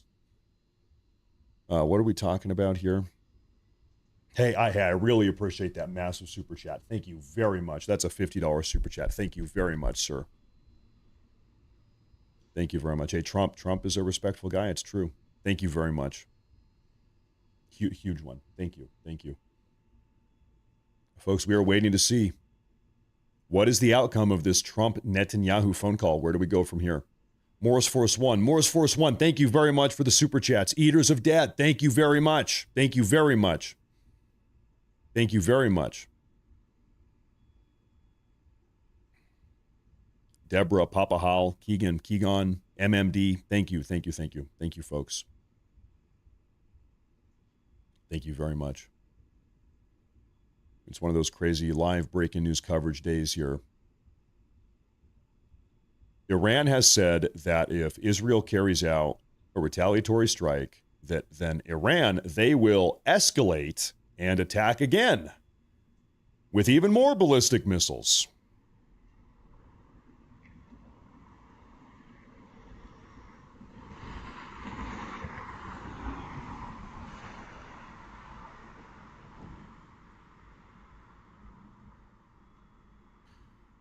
Salty says, Button, thanks for the live updates. Also, Button, thank you. Thank you very much. If I had to guess, I think something that is in the back of President Trump's head here is the clock on the war powers resolution. Trump had 60 days to engage in offensive maneuvers here in the Middle East, and then another 30 days to sort of de-escalate out of the situation. So 90 days total to engage in hostilities abroad in accordance with the war powers resolution without needing congressional approval. Well, it's like we're on like day 100 or something, day 97, something like that. I don't know. Anyway, the point is we are beyond that 90-day window. And so I think that is also probably weighing on Trump's mind here. You know, now, if Iran attacks a U.S. asset and kills Americans or blows up a U.S. base, then I suppose, in accordance with the War Powers Resolution, Trump would have the pretense to act defensively because we had been attacked. So there's a lot of nuance here with this situation, a lot of nuance here. Trump does not just have the complete and total unilateral dictatorial authority to do whatever the hell he wants right now. Perhaps. It's arguable. Like I said, there's nuance here. Phil Beard. Massive super chat, $100 super chat. Thank you very much. Thank you very much. He says, great coverage. Keep on keeping on, sir. Thank you, sir. Thank you very, very much. Thank you. Huge support. And so, Phil, I'm sure a lot of you guys know this. You know, this is probably the reason why Trump and Hegseth and Marco Rubio, starting about 2.5 weeks ago, what did they start saying publicly? They said, Operation Epic Fury is over. It's done. The war in Iran is done. They started pushing this narrative, this rhetoric, about 2.5 weeks ago. Epic Fury is over. It's over. The war is done. It's over. We have the blockade. But that's a non-wartime action. We are, in fact, they're not even phrasing it as a blockade anymore. They're phrasing it as we are policing international waters, which is that's not a wartime maneuver. We always do that. And so if I had to guess, I think that the reason why they changed their rhetoric, it's over. Epic Fury's done. It's over. The war is over. The conflict is over, probably in an attempt to reset that clock on the War Powers Act.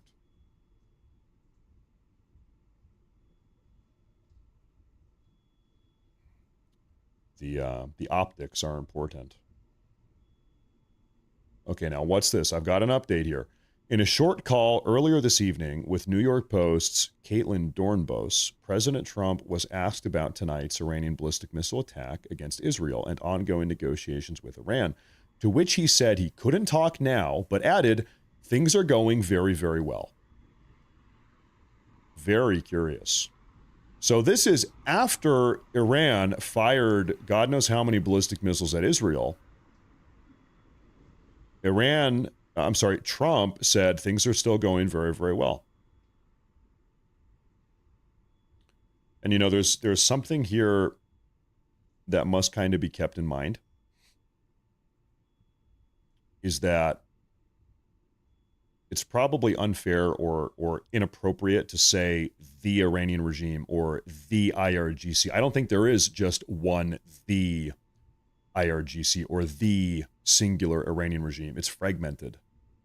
I'm sure there are more moderates in the country that want a deal that are currently talking to Trump. And these are the people Trump is presumably talking to.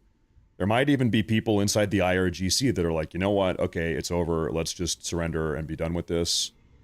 And then, of course, you have your diehard, insane, psychotic radicals that are like, you know, death to America, death to the evil Zionist regime. They'd rather get blown up than surrender, you know.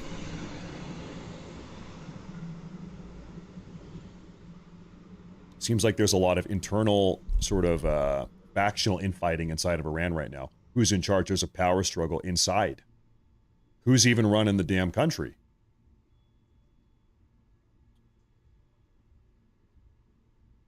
Hard to tell. And that makes Trump's job even more difficult than it otherwise had to be. Now, what am I seeing here? Visual confirmation of an Iranian ballistic missile impact in northern Israel. Is that right?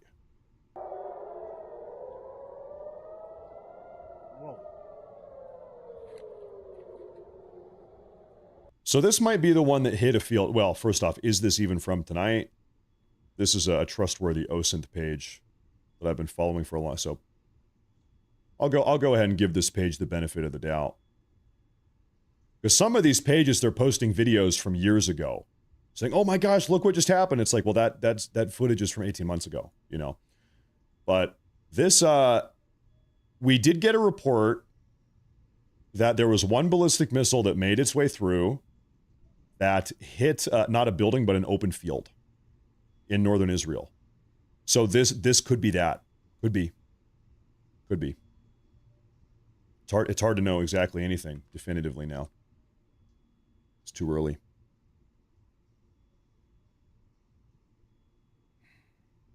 Now what do we have now? What do we have here? Now, what do we have here?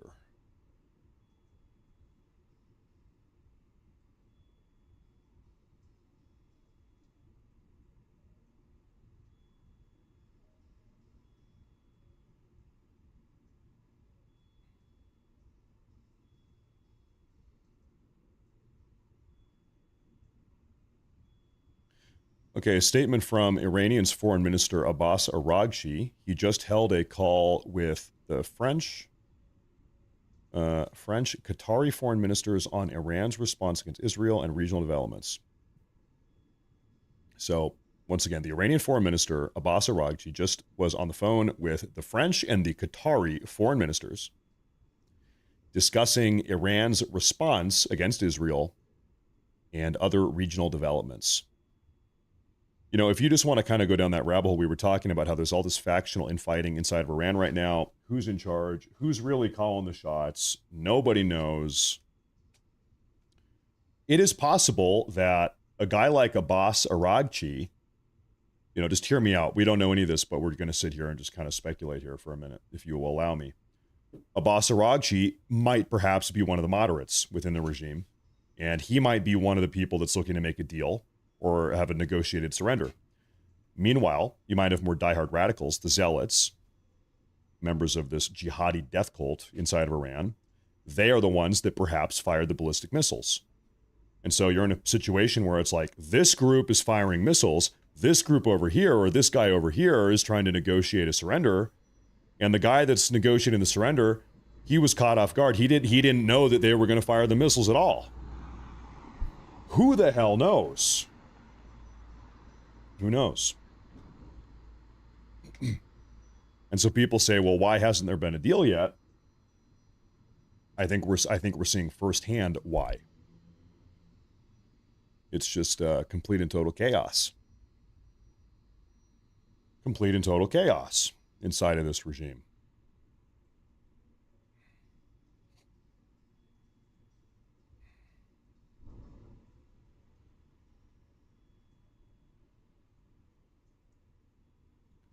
Total chaos. So right now, folks, here's what's happening. Trump and Netanyahu are on a phone call right now deciding what are they going to do? What are we going to do? What's the plan forward here? We're getting numerous reports suggesting that Trump right now on this phone call with Netanyahu is telling him or requesting of him to not retaliate against Iran. That Trump allegedly, reportedly, does not want Israel to retaliate against Iran. We're getting reports that Trump is not happy, quote, not happy about Israel's strikes on Beirut earlier today, and that the attacks on Beirut were not coordinated with the United States. So you've got Trump trying to negotiate a deal, and maybe we're close. Trump, at a minimum, Trump seems to think we are close to having this negotiated surrender. Meanwhile, allegedly, Israel attacks Beirut without coordinating with the U.S. Trump did not know they were going to do it. And in response to this uncoordinated Israeli attack on Beirut, then Iran fires ballistic missiles at Israel, and now here we are. This kind of seems to be the picture at the moment.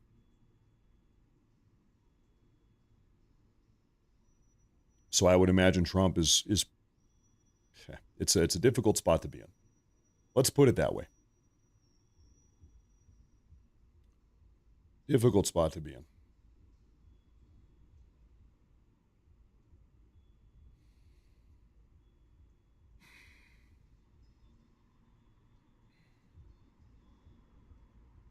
And right now the news is kind of slowly trickling out, and the reason why is because I really think everybody is just waiting to see what is said or determined during this phone call between Trump and Netanyahu. The entire world is waiting.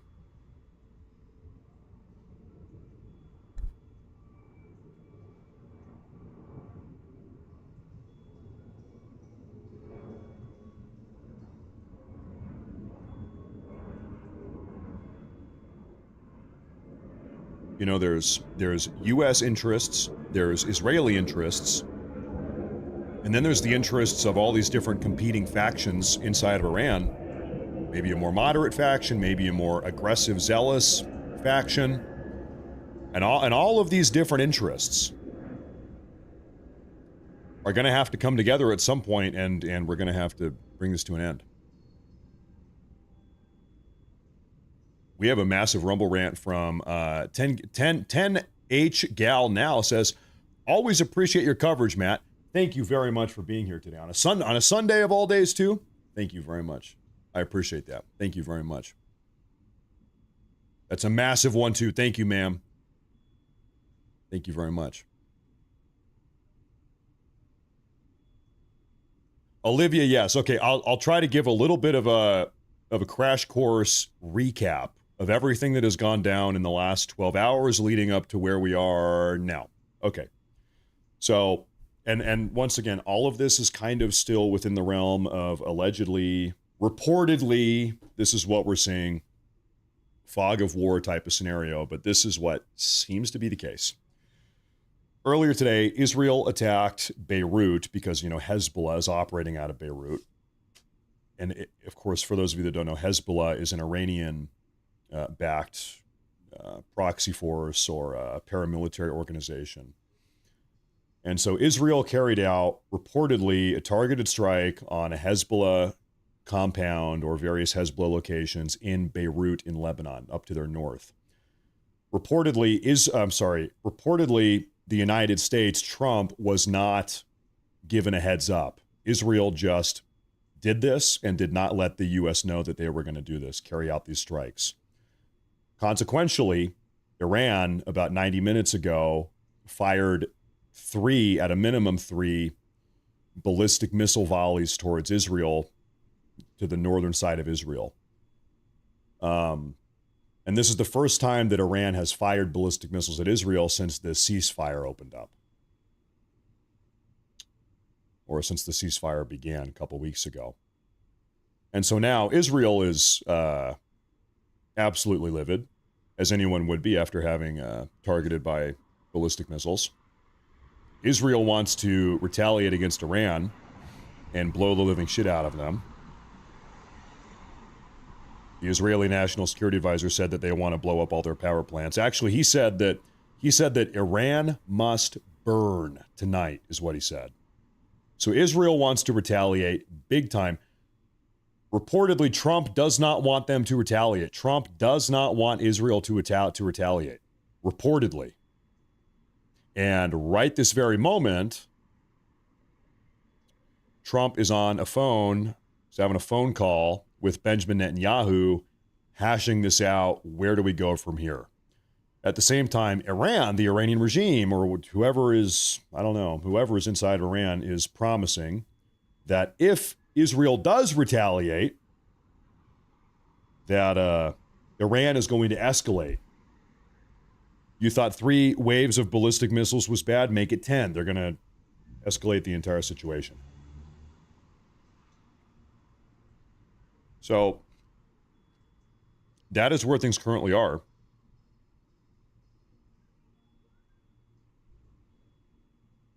Right now,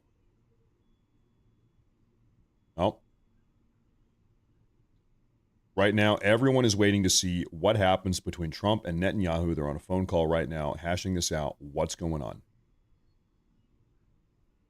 Where do we go from here? We got a statement from Trump a couple hours ago. He said, well, this was following these attacks, so maybe about an hour ago. Trump said, we were very close to a deal. We would have had a deal on Monday, Tuesday, or Wednesday of this week, and then this happened.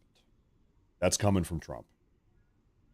Following these ballistic missile attacks from Iran over to Israel, he said we were within 3 days of a deal. We would have had it by Wednesday at the latest. And then this happened. We also got a report that Trump is, quote, not happy that Israel bombed Beirut earlier today. He didn't know about it, reportedly.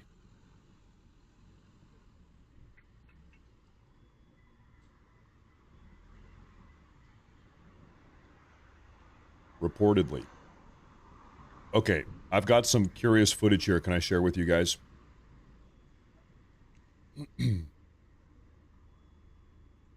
What do we have here?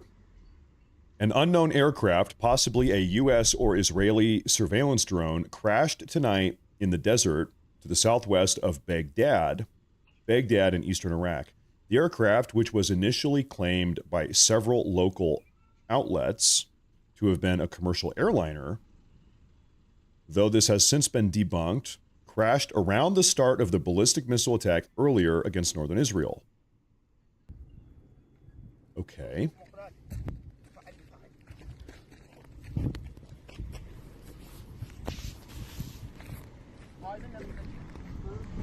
Well, it doesn't look big enough to be a commercial airliner. All right, who the hell knows what this thing was?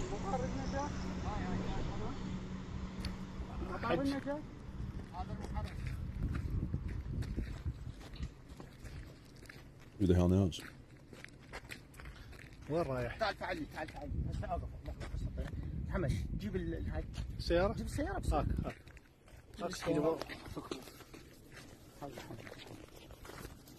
Well, time will tell. Something went down. Could have been a drone. Could have been a small plane. I don't know. I don't know. Time will tell. It was something I was... What was I going to read here? SW22944. Thank you. Thank you very much. I appreciate that. Thank you very much. Thank you very much. Excuse me. Thank you very much. Who the hell knows what it was?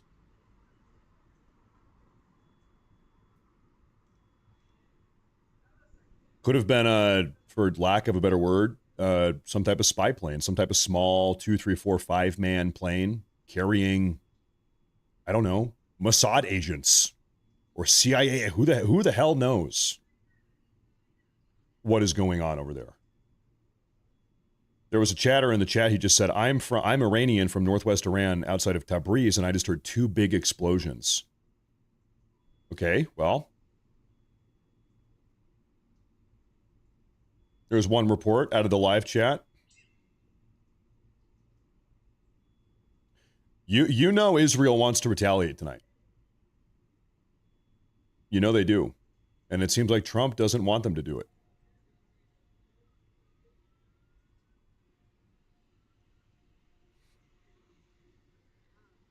Trump does not want them to do it.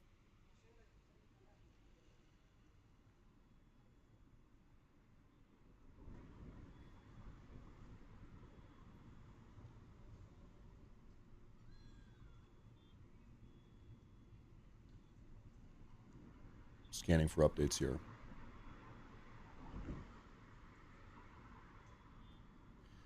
How is shilling for Israel? Is it worth it? Do you feel good about it? Can I tell you something at risk of pissing off people in the live chat here? Really, the only country that I have a vested interest in is the United States of America. I care about pretty much exclusively what is best for America. Now, if that is good for other countries as well, then good. That's great, I guess. Two birds, one stone. But when I say America first, that's what I mean. First off, what is best for this country? Oftentimes, I will say, whatever is best for America tends to be best for other countries as well. But that's kind of my calculus. Is this good or bad for America?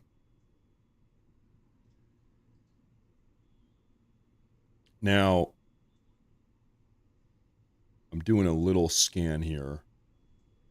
Right now, like I've been saying, everything is kind of quiet for the moment because that phone call is going down. Trump is on the phone call with Netanyahu.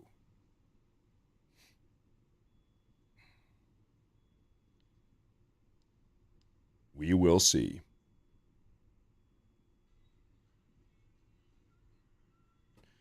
Selling puts, he says, Rumble Rant, he says, Israel knows that Iran demands no more attacks in Lebanon as part of a peace deal, and then they do this. Are they sabotaging a peace deal on purpose?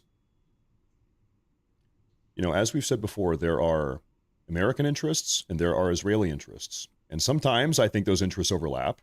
Maybe most of the time they do. Perhaps sometimes they don't. We saw Trump, as a matter of fact, about 4 or 5 days ago, we reported on this. Trump was livid at Netanyahu during that phone call. In fact, Trump came out, confirmed it. Netanyahu confirmed it. Trump was very upset at Netanyahu about 5 days ago, where he was swearing at him. He was cursing him out.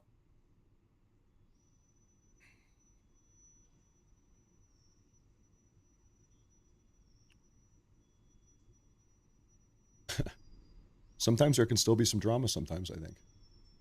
Hold up here. Okay, update. U.S. President Donald Trump and Israeli Prime Minister Netanyahu are currently speaking by phone right now, following tonight's Iranian ballistic missile attack. Ballistic missile attack against northern Israel, according to Israel's Channel 12 News.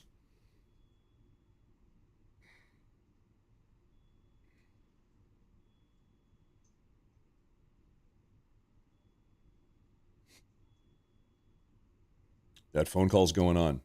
And once that phone call's over, I would imagine we're going to get a flurry of news. A flurry. It'll be coming out.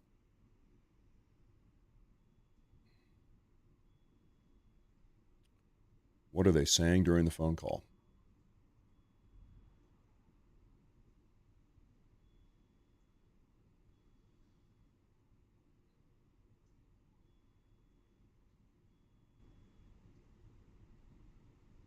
So Iran, about 90 minutes ago, folks, fired 3 individual volleys, different waves of ballistic missiles at Israel, northern Israel. Seems like almost all of them were intercepted, perhaps one of them made it through and might have hit a field kind of in the middle of nowhere.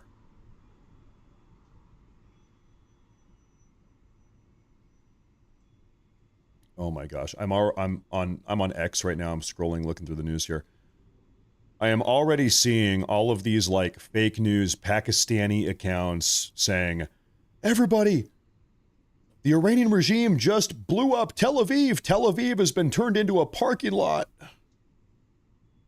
They do this I'm so sick of the third world Pakistani, just low IQ fake news. They're posting AI generated videos of Israel getting nuked. It's just, this happens every time. It's just so stupid. It's every time this happens. This is Rebel with a Cause. Massive super chat. $50 super chat on YouTube. Thank you very much. Says, I'm glad Trump is in charge instead of put in head Joe Biden. With that being said, I believe Trump should take the Iranian regime off the map. They believe this is a holy war, and they more than likely won't agree to anything. Just get it over with. I think a lot of people feel that way. You know, in fact, we conducted a poll, a little survey here in the chat. You can still see it. 84% of you guys on YouTube, at least, think that we should bomb. Just go bomb Iran. You know, me, I'm a little bit more deferential to President Trump. I don't believe I know that Trump has more intel, information, insight. He's got the team, the researchers, the analysts. He's got the classified military intelligence. I trust that he knows what's up. I trust his plan. I trust my president. The reason why I voted for him was to put him in this position because I trust his judgment and I trust his insight. I trust his decision-making capacity. So whatever Trump does here, I trust that is the best path. That's my take. He's got the intel. I don't. He's a part of the talks. I'm not.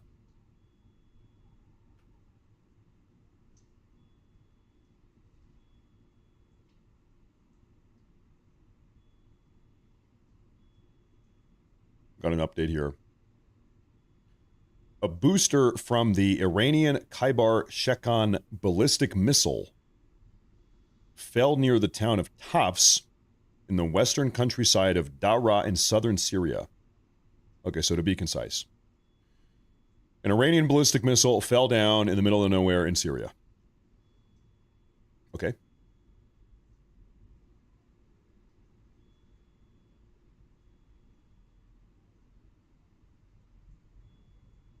Oh, I actually have a video of that. This missile debris. So this is an Iranian ballistic missile that fell in Syria here. It's like a scene out of a cartoon. Look at this thing. Wow.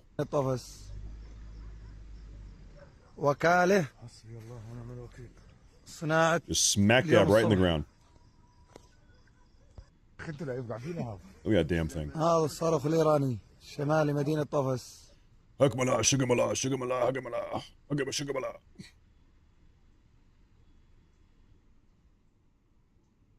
Right now, folks, President Trump is on the phone with Netanyahu. Reportedly, Trump is perhaps trying to convince Netanyahu or telling Netanyahu not to escalate or engage in retaliatory attacks against Iran tonight.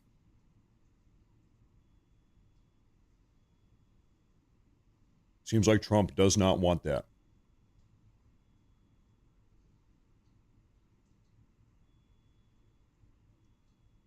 We'll see here. We will see. I have an update here, folks. Israel is expected to hold a meeting of senior security officials after Netanyahu finishes his call with Trump. Trump is reportedly instructing Bibi not to respond to Iran.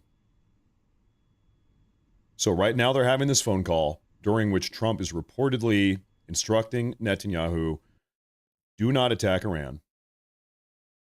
After this phone call concludes, then Israel is going to have a senior security official meeting amongst themselves.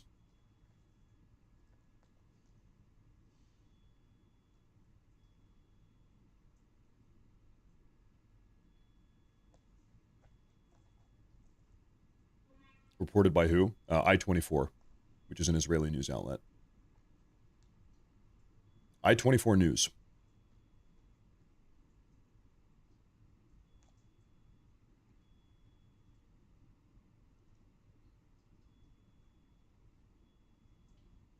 Now, taking a peek around here. Hey, by the way, Jamie from West Virginia, presumably West Virginia. Thank you very much for those gifted Rumble premiums. I appreciate that. Thank you very much. Wow. Thank you very much. I appreciate that a lot. Thank you very much.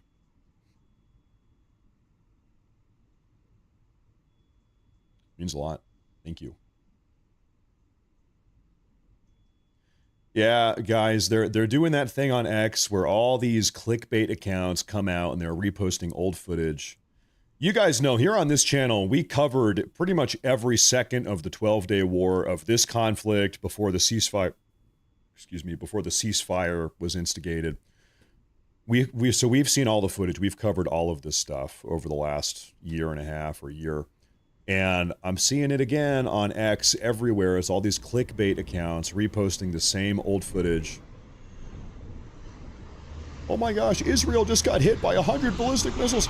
And that's not even counting the AI generated footage, the artificial intelligence stuff. There's a lot of clickbait bullshit. People trying to make a quick buck. And then you click on where the account's from, and it's always somebody from Pakistan. Actually, technically it says Southwest Asia. Account located in Southwest Asia. I wonder where that is.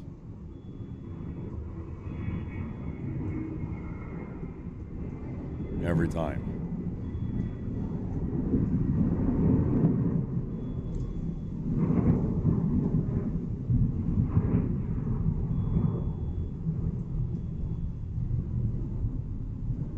Right now, everybody's on the edge of their seat.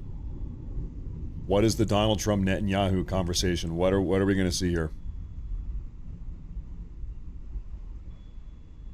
Yeah, hey, by the way, shout out all the moderators in the chat. Okay, I don't know if you guys, this is like totally side note. I saw this, I could not believe it. Colombian President Gustavo Petro, who just got voted out, he'll be gone soon, posted, I kid you not, on his government account, Hail Hitler, is what he said. I was like, I was scrolling and I said, what? He just posted it. Thank you, Mr. Petro. So he just lost his election. He just got replaced down in Colombia. I wonder if he deleted that. Did he delete that?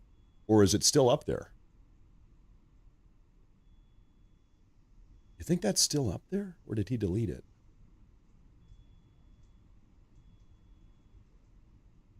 It's still there. I could not believe it's still right there. It's on his government account. I said, huh? Couldn't believe it. Thank you, Mr. Gustavo Petro. Okay. I guess he's going out with a bang. He said, I got voted out, whatever. No, yeah, Petro, he's been an anti-American belligerent for a long time. He was responsible for narco trafficking up here in the U.S. A lot of cocaine, but also fentanyl and narcotics coming out of Colombia as well, working with the cartels.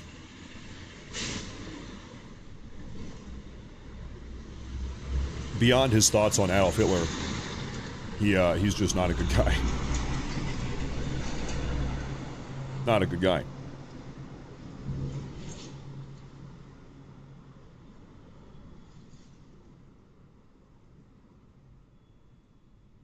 Lucy the dog says the Islamic Republic of Iran will not comply. It's their MO. Never negotiate with terrorists. Israel's right to defend itself. God bless Israel and the USA. You know, I just leave it to Trump. I think Trump has got a good grip on this situation. I just trust, you know, really, it's simple. I just trust Trump. I'm just trusting my president. I'm a humble man. It's a simple life. I just trust my president. Is that such a crazy thing? The deal maker in chief. I trust my president. That guy's, listen, this guy has been through hell for this country. I trust him.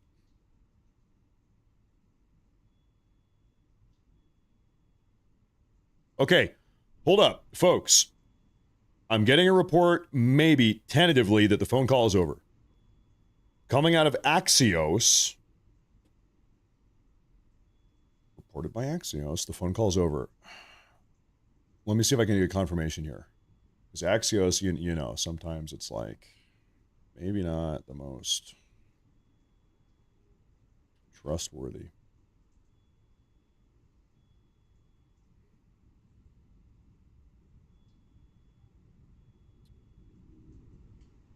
Yep. Yeah. So, okay. So coming out of Axios reporter Barak Ravid, we've heard from him. The phone call is over. Did I trust Trump 3 years ago? Yeah. We call that the dark days. Remember 2021, 2022, 2023. A lot of people turned on Trump. Not me.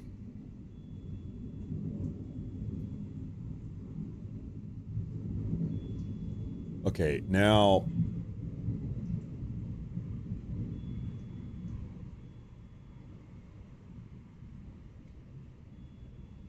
okay, so we just got a confirmation that, remember that smoldering wreckage we saw that came crashing down in eastern Iraq? We got a confirmation that it was a U.S. Air Force MQ-9 or MQ-1C, which is this sort of like think Reaper drone. It looks like a Predator drone, Reaper drone. That's so one of our Reaper drones seems to have crashed down around the time the ballistic missiles started firing. So this is 90 minutes to maybe 2 hours ago now. We don't know if it crashed or if it got hit by something. Couldn't tell you. Couldn't tell you.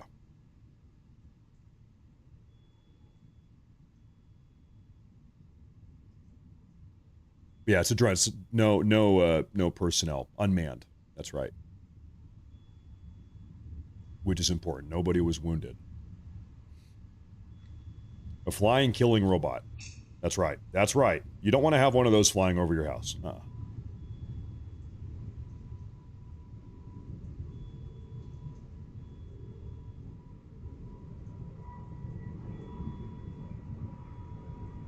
So once again, allegedly this phone call is over. So we're going to be getting details here in a minute now.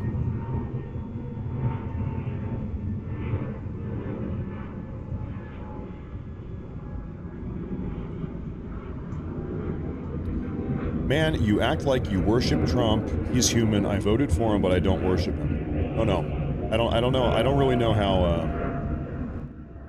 I don't know how much more explicit I can be here.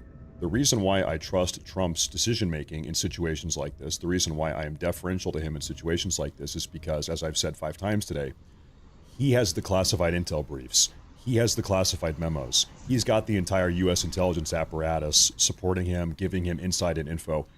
I don't have that. He's got the U.S. military. He has the satellite imagery. He has that stuff. I don't have that stuff. So when you're talking about proper geopolitical maneuvers, etc. here, he knows more than me. And I am cognizant enough to recognize when somebody knows something about something more than I do. Trump knows more about this than I do, as a matter of fact. I don't worship the guy. You know, in the same way that, I don't know, a particle physicist probably knows more about particle physics than I do. They've got the intel. I don't.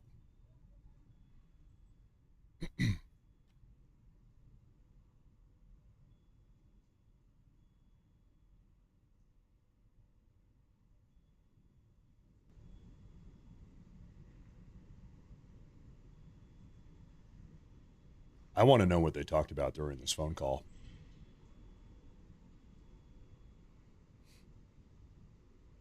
Now, we have a super chat here from Michael. Says, how is a war deemed legally over? Also, shout out my sister. It's her birthday. Well, shout out your sister first off. Thank you very much. Second off, so it's a little bit loosey-goosey, to be honest with you. What constitutes a complete and total de-escalation of offensive military actions in accordance with the War Powers Resolution? Well, the honest-to-God answer is it's a little bit loosey-goosey, to be honest with you. It's kind of up for interpretation. There's a gray zone.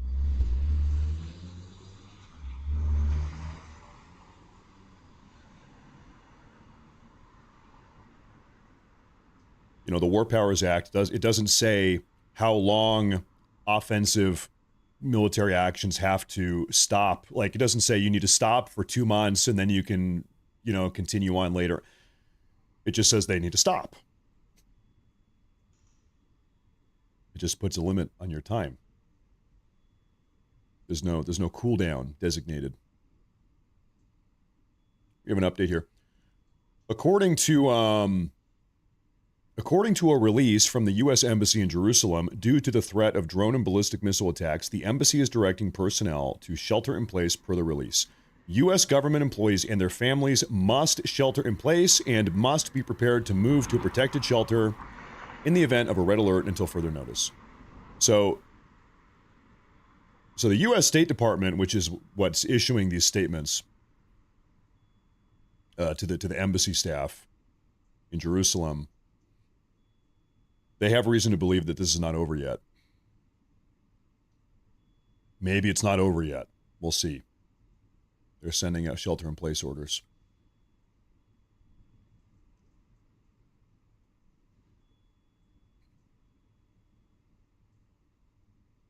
I have an update here from, this is Iran's foreign ministry says the ceasefire in Lebanon was an integral part of the ceasefire reached in April.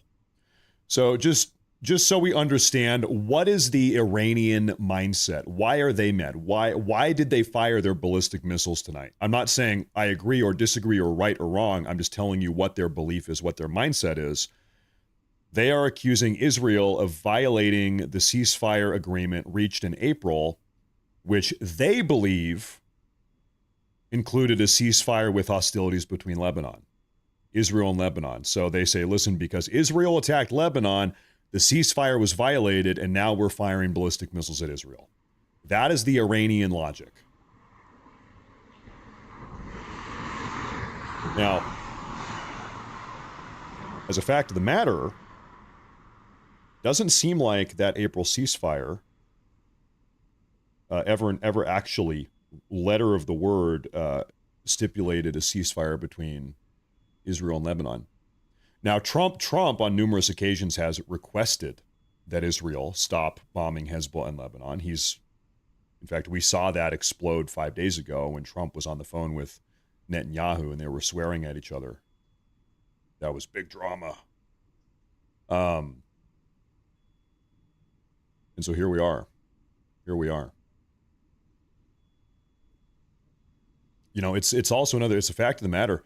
Hezbollah continues to attack Israel. Hezbollah is attacking Israel. They've been firing their bottle rockets and all types of stuff, taking pot shots across the borderline. They've been doing that for forever,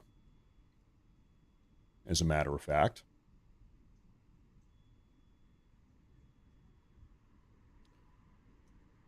So you're in it's almost like a scene out of a cartoon or something. It's like, you started it. No, you started it.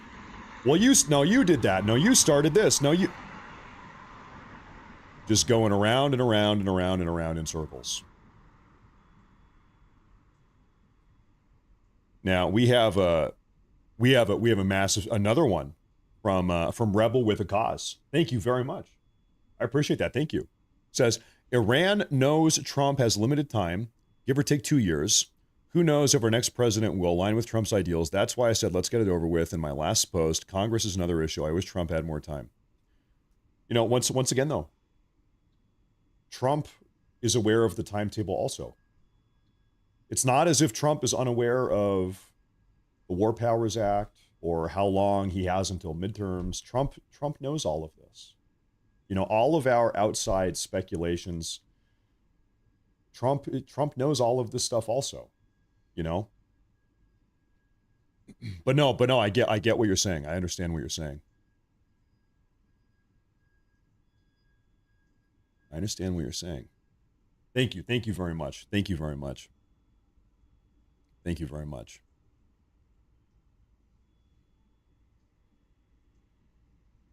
There could be a lot of things going on right now. If I can sit here and speculate on the outside, along with everyone else for a moment, might it be the case that Our current U.S. intelligence assessments have determined that every single day that goes on as a consequence of the economic damage being caused by the ongoing naval blockade of the Hormuz, every single day that goes on, the economic situation inside of Iran becomes more dire, and the rate at which people are defecting from the Iranian military and IRGC is increasing. Every single day, they're tracking it. They've got the data, the metrics, the analytics. There are increasing rates of military and IRGC defections every single day. And so we're talking about the ceasefire. Who benefits most? Well, keep in mind, the economy's in shambles. Maybe people are abandoning their post. Maybe Trump has actually determined that actually, the longer the ceasefire goes on, it's actually better for America. Our stance strengthens. Who knows? And I don't know this. I don't know. I'm just like brainstorming here. But back to my point, I don't know. Trump knows. Trump has the intel, right? I think Trump's got the intel.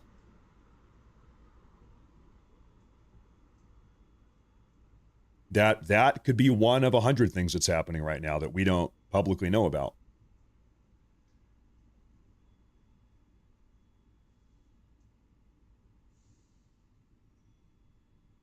Time will tell. Time will tell. For the war powers, yeah, it's actually been, we're on like day number 100 or something like that. We are outside of the time frame afforded in the War Powers Act.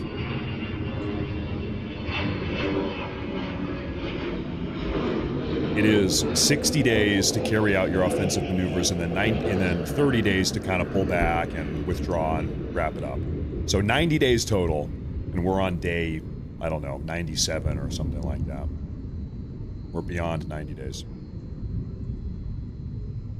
800K. Oh, did we hit 800,000 subscribers on YouTube? You know, we're almost at 100,000 on Rumble also. Hey, if you haven't subscribed already, it helps a lot. It really does help a lot. Thank you very much. I appreciate that. Thank you.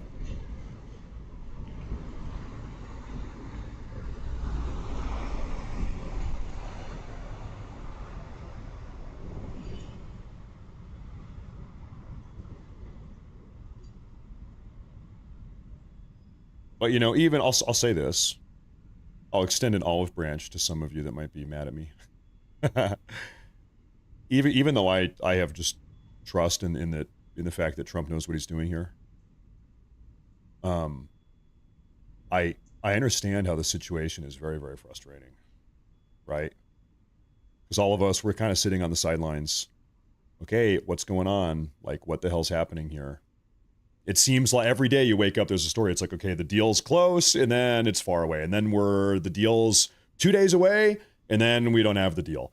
And then, okay, we're 3 days away from having a deal, and then we don't have a deal, right? That does seem to kind of keep on happening. It can be frustrating, I'm sure. Now, imagine this. We're as frustrated as you or I might be following the news every day.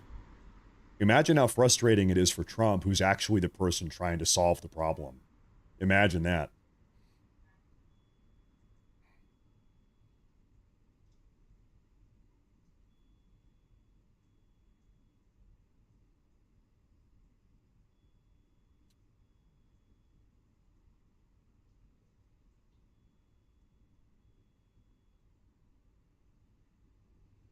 Now,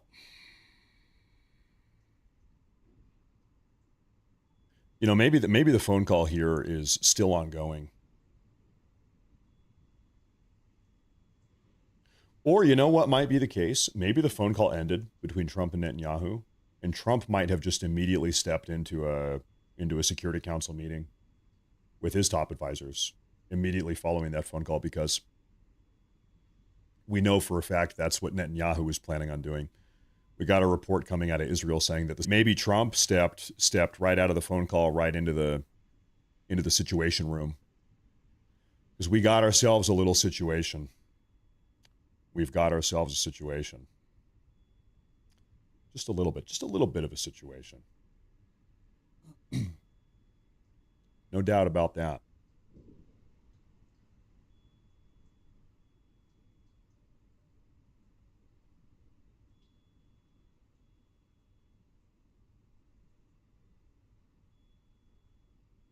You know, I will tell you something. I'm trying to just look at the clock here. Okay, folks, let's make a deal. We will continue our live breaking news coverage at most for 1 more hour, and then I think I need to wrap it up. But we'll be here for another hour, okay? So we'll see what happens. But today, regrettably, it's not going to be a good old-fashioned 18-hour broadcast. I hate to say. Okay, wow. Okay, you know what I'm seeing right here, folks? Hold up. I'm seeing that Hezbollah is being hit right now in Lebanon. And who possibly would be hitting Hezbollah in Lebanon? I don't think there's many lesbians up there. Probably not a lot of lesbians involved in Hezbollah. Who perhaps would be hitting Hezbollah in Lebanon? That would be Israel. Israel would be doing this. So the debate, the determination is yet to be made. Is Israel going to carry out retaliatory strikes against Iran? We don't know. Time will tell. But Israel bombing Hezbollah in Lebanon seems to be happening now, right this moment. Probably not a lot of lesbians.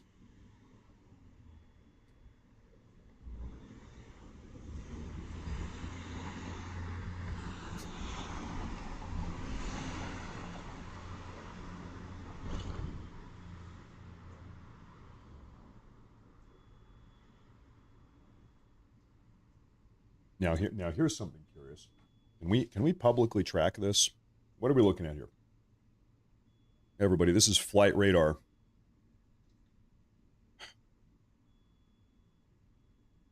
Well, what do you see here? Okay, folks, right now we are tracking all civilian passenger aircraft in the entire world. Look at that. Whoa.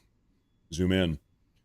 Not a lot of air traffic over Iran, Iraq, Syria. Bad place to be right now. However, sir, what are you doing? This is an Iranian airplane. It's an Airbus A320. There's 13,500 people tracking this aircraft right now. So this thing, I don't know, about probably 20 minutes ago, lifted off in Tehran. It's flying east. I think it's glitching. This thing seems to be flying east. I think it's bugging out a little bit, but where are you going? Getting out of town?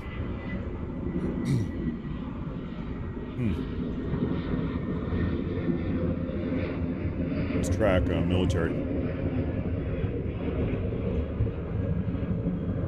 What are you?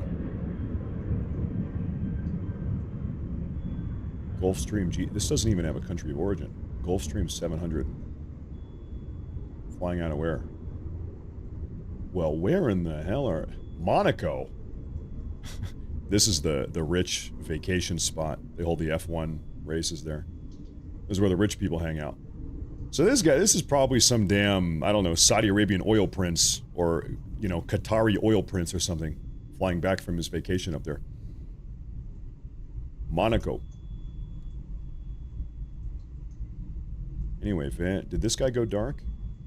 No, he was a civilian. Hold up. And that's listed as a government plane, so that probably is some oil prints up there. Ah, look at, we have another civilian plane just getting ready to leave Tehran. Another one. He just lit up his transponder. And this guy is...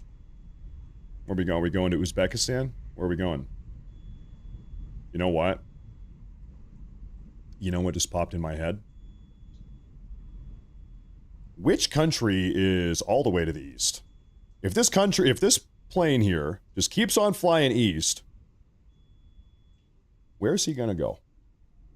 Where's he going? Maybe to China. You think he's going to China?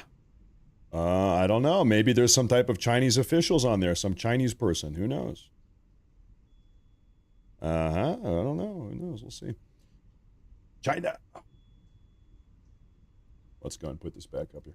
Somebody said that I just got reposted on X by Ron DeSantis. Is that right? Ron DeSantis reposted me? I don't know about that.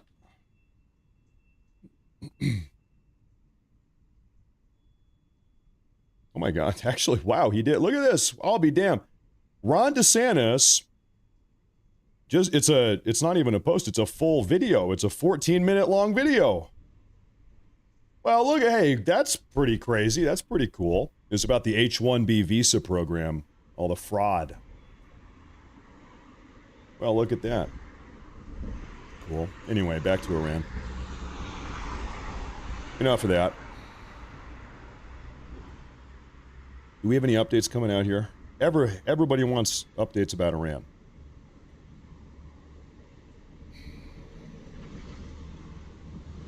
We don't have any. Folks, I'm going to tell you, why don't we have any? Well, I think Trump had this call. Okay, can I give you my guess? For whatever the hell this is worth, maybe it's not worth much. Can I give you my guess here? I think that we are about to blow the living shit out of Iran. That's my guess. I think that Trump just had the conversation with Israel. And I think that during this phone call, they probably agreed that we're going to blow the living shit out of Iran.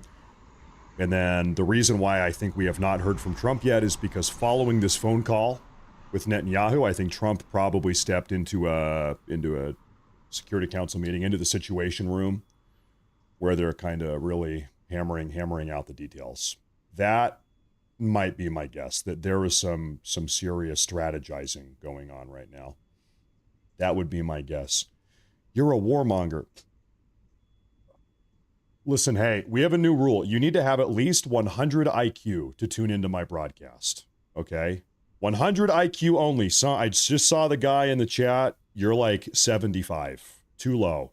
25 points, too low to be a part of this community. Silence. You're not smart enough to be here.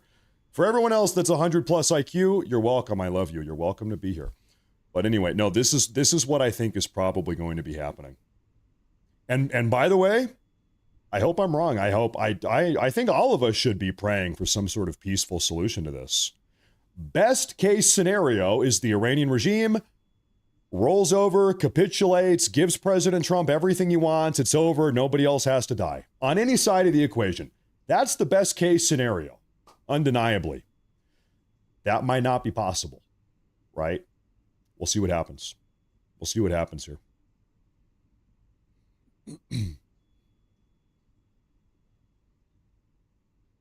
We will see what happens. Right now, I think they're in that meeting, though.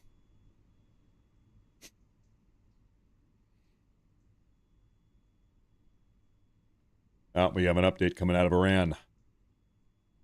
Iran, once again, is warning that any further action by Israel against Lebanon or Iran will be met with a, quote, crushing and comprehensive response from its Iranian armed forces. You know, let's talk this out. So let's say President Trump and Netanyahu, they agree, okay, we are going to start dropping bombs again. It's Operation Epic Fury 2.0. We're going in. Let's say that's the agreement. Well, they've got to make a couple phone calls because it's not just Israel and the U.S. that are involved in that. It's Qatar, it's Kuwait, it's Iraq, it's Saudi Arabia, it's Oman, it's Bahrain. You got to let all of our regional sort of allies or semi-allies, other countries in the region, let them know, hey, all hell is about to break loose, so make sure you're awake, you're alert, tell your guys to go in their bunkers, get the missile interceptors ready, locked and loaded, get them warmed up, because you know that if this really pops off again here, what did Iran do last time? They're firing drones and ballistic missiles at Qatar and the United Arab Emirates and Saudi Arabia. They're trying to blow up apartment buildings and restaurants. Got to give them some notice. You got to make a couple phone calls, to say the least.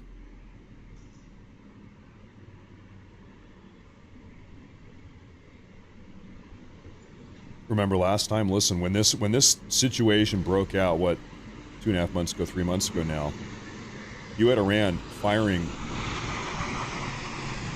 these kamikaze suicide drones into apartment buildings and business office building skyscrapers all over the Middle East.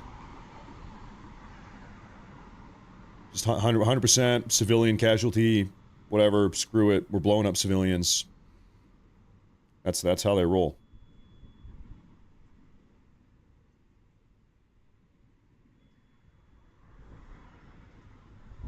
Hold up now. I'm trying to make sense of something here.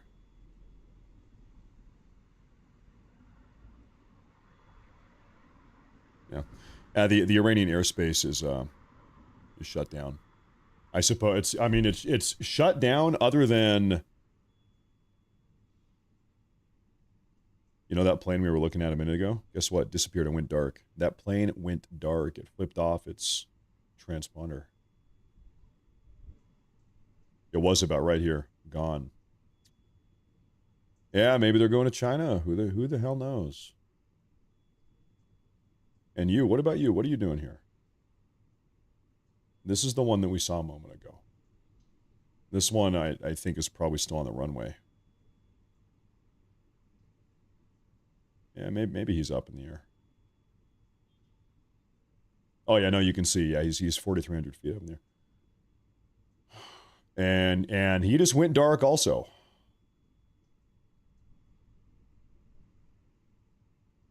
Curious and curiouser.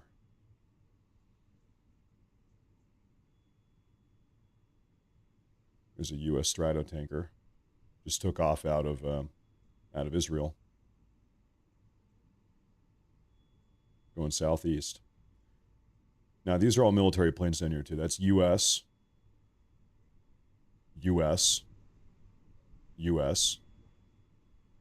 Presumably U.S. Lockheed Hercules. What is this? This is a Ukrainian Antonov 26. U.S.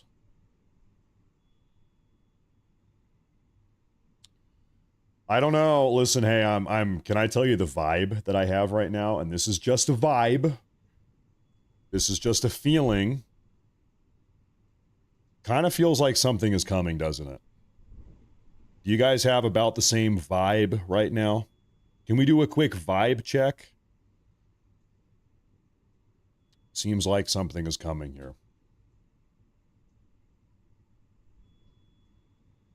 Seems like we might be looking at bridge and power plant day here.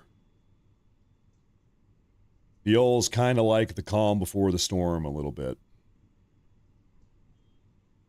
No way to know. Time will tell.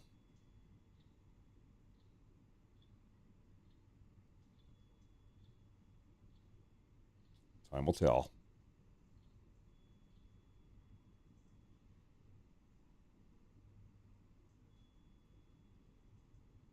It is really the entire. Let me check the rapid response page. It is very uncommon that we have a total media blackout from the entire Trump admin. Like it's not just Trump that is saying nothing right now. It's all of them that are saying nothing right now. They have a term for this. They put the lid on it. The lid is on, meaning nobody's talking. Emergency meeting. Presumably they're in the situation right now. The lid is on. Makes you think something is about to happen.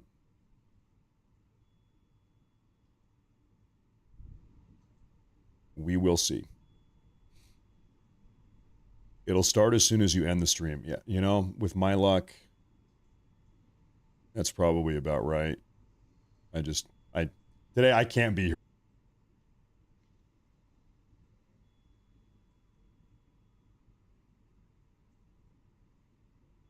I'm taking a peek around here. I'll tell you what, though, I really do like doing these extended live coverage broadcasts. I really do. Of course, the circumstances are a little bit. The reason I've gathered you all here today, well, it's a little bit dire. I'm sure you're wondering why I've gathered you all here today.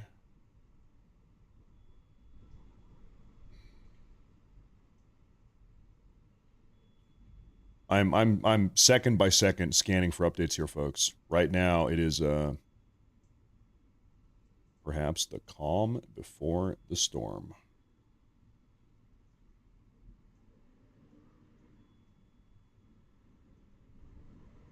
It sure is. You know, while we have a moment here, why don't we actually, I've got some clips I was going to share with you folks today. You want to hear something very curious? Can I share this with you? Take a listen to what President Trump had to say about the Supreme Leader, Khamenei, earlier today at a morning with this individual. He says something very, very curious about the Iranian Supreme Leader. Listen to this. Do you know where he is? Do you know how he is doing physically? I don't want to say whether or not I know where he is, but there's a good probability that I do. Is he inside Iran? I'd rather not say that. Okay, he is the son of the last Supreme Leader, who was obviously a hardliner. Is this younger Khamenei any better for the United States than his father was? Younger, I think more rational, injured. He's pretty badly injured. So there's a certain bravery there. A lot of people, if they were injured that badly, they wouldn't be talking about, how we doing with the United States. They'd have other things on their mind. So there's a certain bravery there. But he is very seriously injured, yeah. So this is very curious. Do you know where he is? Yeah, I think I know where he is. Can you tell me where? No, I'm not going to tell you where he is. Folks, that is very curious. Keep in mind, 2 months ago, we were getting reports that this wounded, perhaps comatose, maybe he's missing his legs, Supreme Leader was actually evacuated to Moscow. We got those reports 2 months ago and then never heard anything else about it. This is a report from 2 months ago. Kuwaiti newspaper Al Jazeera, citing a source close to Iran's leadership, claims that Mojtaba Khamenei was flown to Russia on a military aircraft after being injured during strikes on Tehran, February 28th. According to the report, he underwent surgery in Moscow and is now recovering at a medical facility located on the grounds of one of Putin's residences. If you're sending someone to Moscow, okay, that's his commentary. So, Kuwaiti News 2 months ago reported he went up to Moscow, was in a hospital, and he's living with Putin now or whatever. That kind of would explain a couple things. It would explain the difficulty in communication with him. It would explain why we perhaps haven't tried to blow him up again. You know, if we could blow him up, we probably would have blown him up, or Israel would have tried to blow him up. Like, admittedly, probably that's the case, but we haven't. Well, maybe it's because he's like kind of untouchable up in Russia. And Trump, I'll play it again here. Listen to this. Do you know where he is? Do you know how he is doing physically? I don't want to say whether or not I know where he is, but there's a good probability that I do. Is he inside Iran? I'd rather not say that. That is very curious. That really makes you think, doesn't it? Right? He might be up in Russia. He might not even be in Iran anymore. He might have been in Russia for 3 months now. Could have been.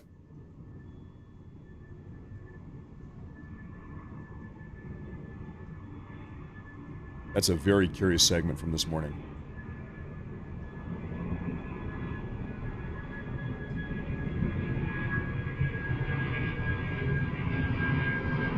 And you keep in mind, for years now, the Iranian regime, they've been selling these Shahed suicide kamikaze drones to Putin and Russia up there during the Ukraine war.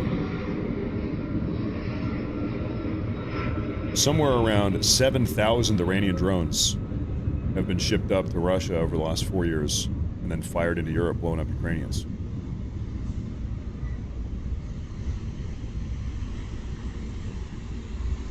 Still at the moment, folks, no updates yet directly from Trump. I think he's in a meeting here.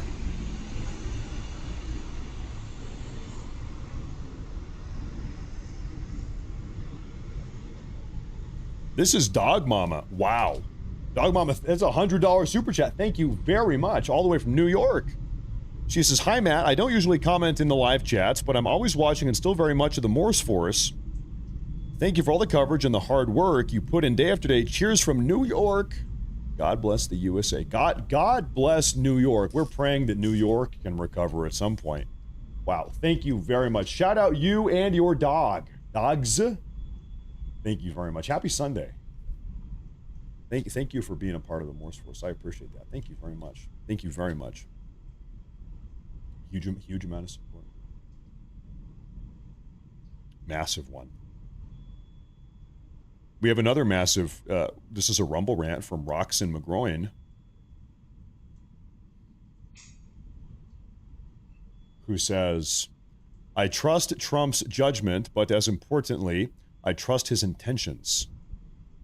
He is, I believe, America first. Thank you for your excellent coverage. I think so. I mean, I don't think so. I know so. I know so. I think you're right. I know you're right. Thank you. And thank you. Thank you very much. Thank you very much, Roxanne McGroin. Thank you very much. Huge amount of support. Oh, hold up. Hold that thought. The Islamic Republic of Iran armed forces participated in the attack against Israel by launching jet-powered Shahed drone. Can I pull this up? We got footage here. Dog Mama, take a look at this. Roxanne McGroin. This is footage coming out of the Iranian regime. Oh my God, this is just... Turn that shit down. They're putting their decals on their rockets. This is the sort of IRGC symbol, I think. Yeah. I could go without the music. You can only guess what that says. Death to the evil Zionist regime. Thank you, IRGC. Thank you very much. Thank you very much.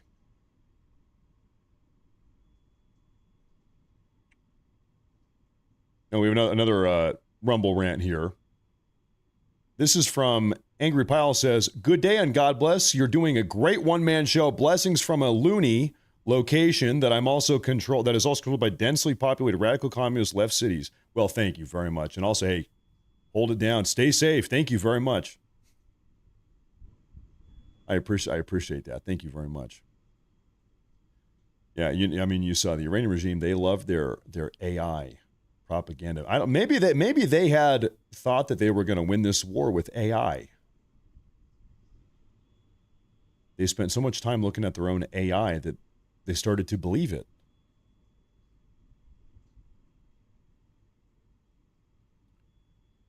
Okay, we have a statement here from Israeli.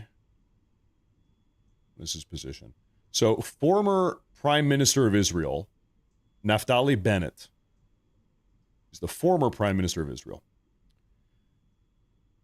He says this. This is a moment of truth. Is Israel a sovereign state capable of defending itself? A weak or symbolic response will signal to our enemies that the blood of our citizens has been spilled with impunity. Therefore, Israel must act with strength and effectiveness. In this matter, we all, every citizen of Israel, stand together. That is the former Israeli Prime Minister, Naftali Bennett.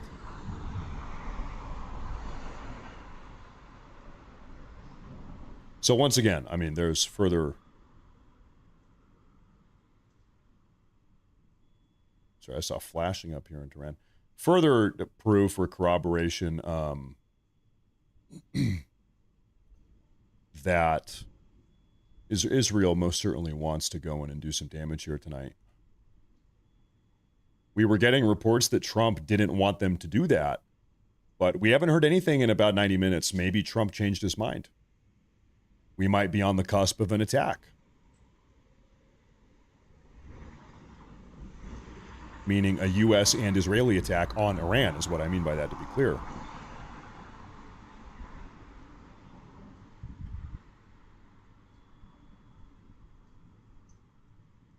Could be.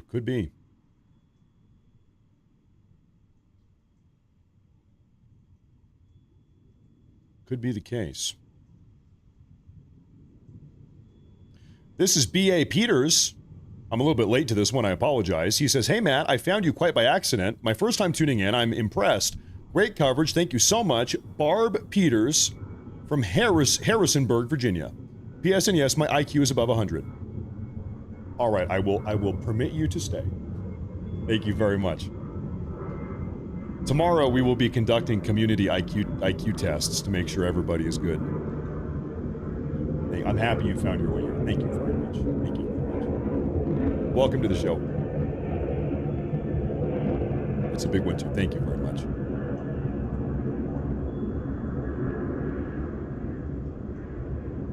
Now, I want to show you folks again exactly what I'm working with here, okay?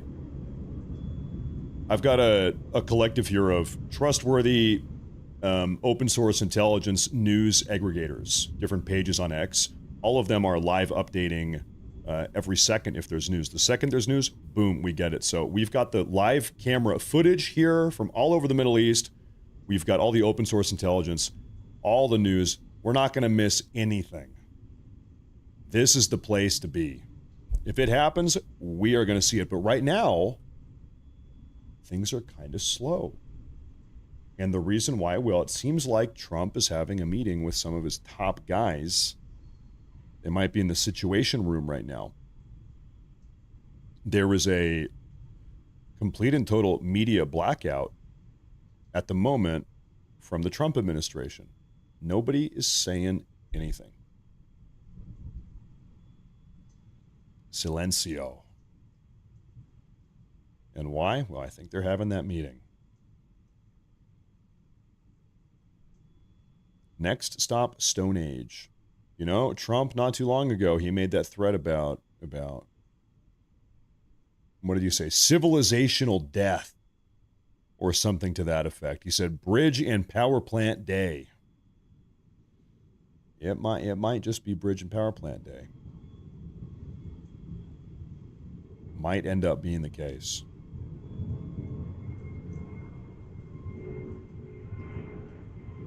Iran has a Stargate. That's the main issue.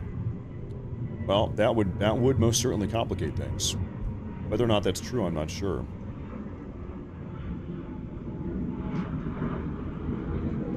But if they do, that would be problematic.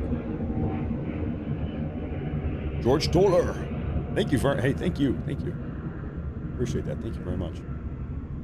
Welcome to the show.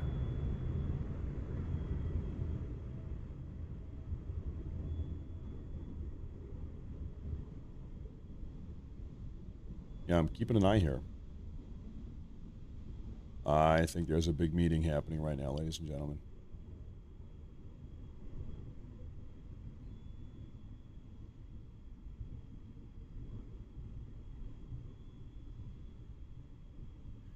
You know, sometimes I hear the phrase, "We don't negotiate with terrorists," and I think generally in principle that is true.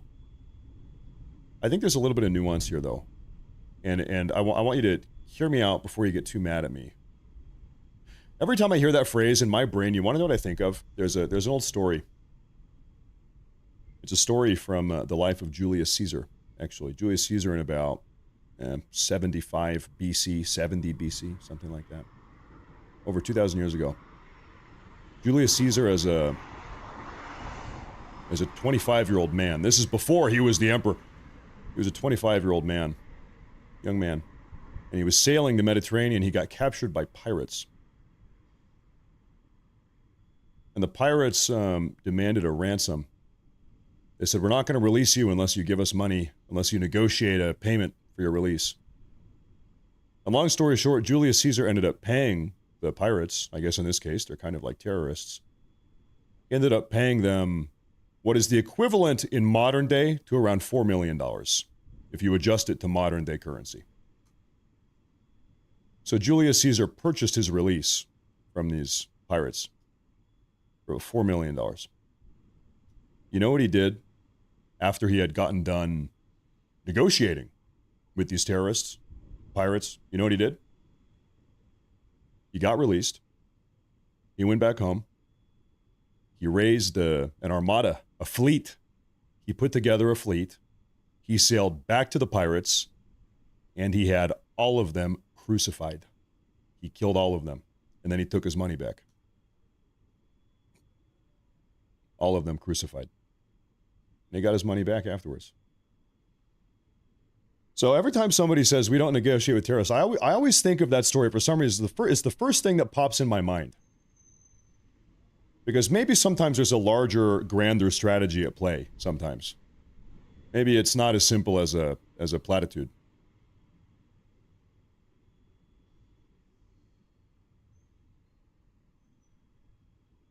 Now hold up, what is this here?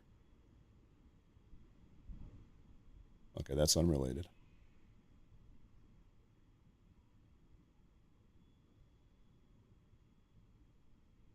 You know, for instance, I suppose if you can apply maybe some sort of modern day analog here.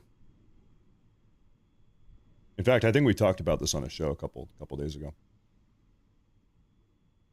Seems like right now, President Trump's number one burning objective is to get a hold of the nuclear dust, the highly enriched weapons-grade uranium. That is the number one objective. Thank you, Ruby Hove. Makes you wonder, what might Trump do after he achieves that objective? After he gets the nuclear dust and brings it out and we can do our radioisotope analysis and, you know, whatever we want to do with it.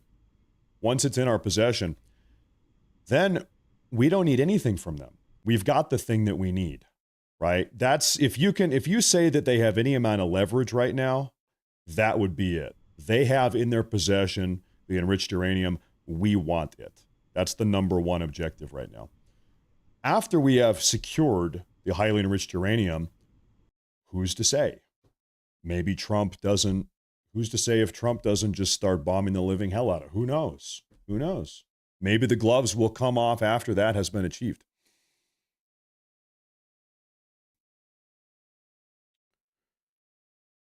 The future is full of many mysteries here, especially with a situation like this. With a situation like this, it's hard to predict the future. Anyone that is telling you exactly what's going to happen going forward, snake oil. Very complex dynamic. Now, where did our, hold up. There we go. There we go.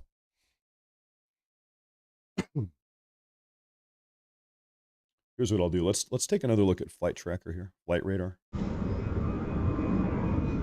Right, as I pull this off, of course. Then the audio pops up. Okay.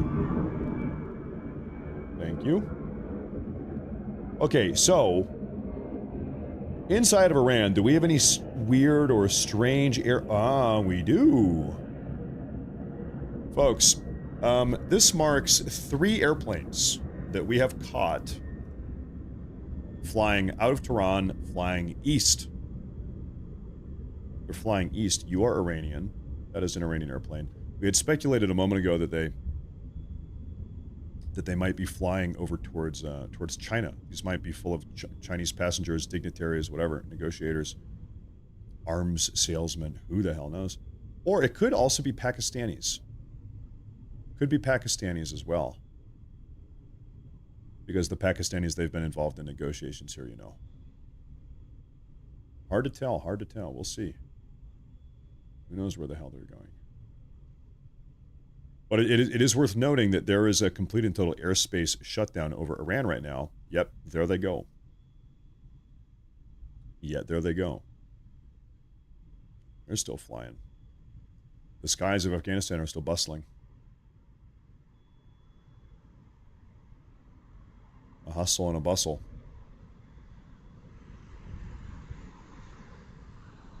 They're escaping. Could be Iranian leaders fleeing the country.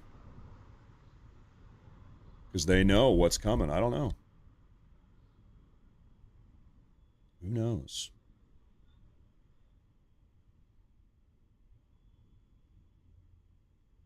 I'll tell you, it is quiet as a barn mouse right now. No updates coming out. We have a statement from Benjamin Netanyahu. He says this: if we must stand alone, we will stand alone, is what Netanyahu says. And this is not surprising. This kind of lends to the idea that we were talking about maybe 10 minutes ago, where we said they had this phone call. Seems like both the Israelis are having a Security Council meeting and the Americans are having a meeting right now. I would bet that during this phone call that was held between Trump and Netanyahu, Netanyahu said, here's the deal. We are going to do this. With or without you, we are going to engage in retaliatory strikes. With or without your blessing, with or without American support, we're going to do it. Potentially sort of strong-arming Trump could be the case. Trump says, okay, well, we can't let them do it on their own. So, okay, I guess we got to help them. That just might be where we are at right now. That might be where things currently stand. It's hard to say, though. It's hard to know for sure.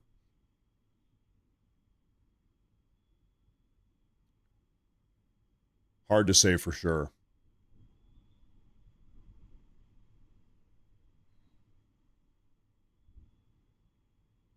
I would imagine we're going to find out tonight. That would be my guess.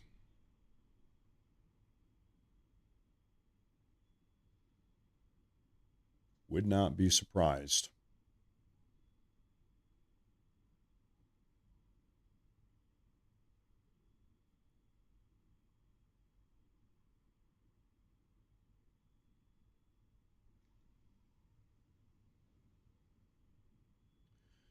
This is an opinion piece coming from Israel Pulse News. This is an Israeli commentary account. I think Trump had a call with Bibi, and he told Bibi, listen, Bibi, F them up. Bomb them to shit, do whatever you want, but I'm going to tell the media that I told you not to. I'm going to tell the media that you've gone insane. I don't know about that.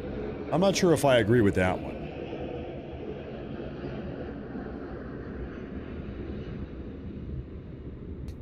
I think Trump genuinely, sincerely does not want to have to bomb them. Although maybe at this point you just have to bomb them. Maybe the time for idealism is over. Negotiatory idealism, maybe it's time to be over.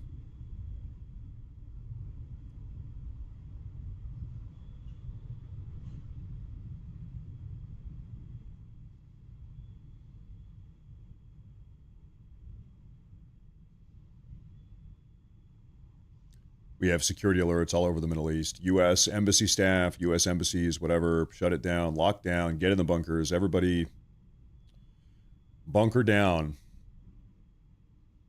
Iran's foreign minister, Abbas Araghchi, has held calls now with not just France and Qatar, we reported that earlier, but also the UK, Turkey, and Pakistan.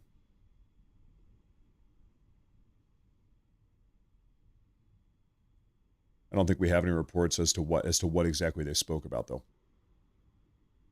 Israel has just announced that all schools in the country will be closed tomorrow. Tomorrow's Monday, so school is closed tomorrow in Israel. It's over.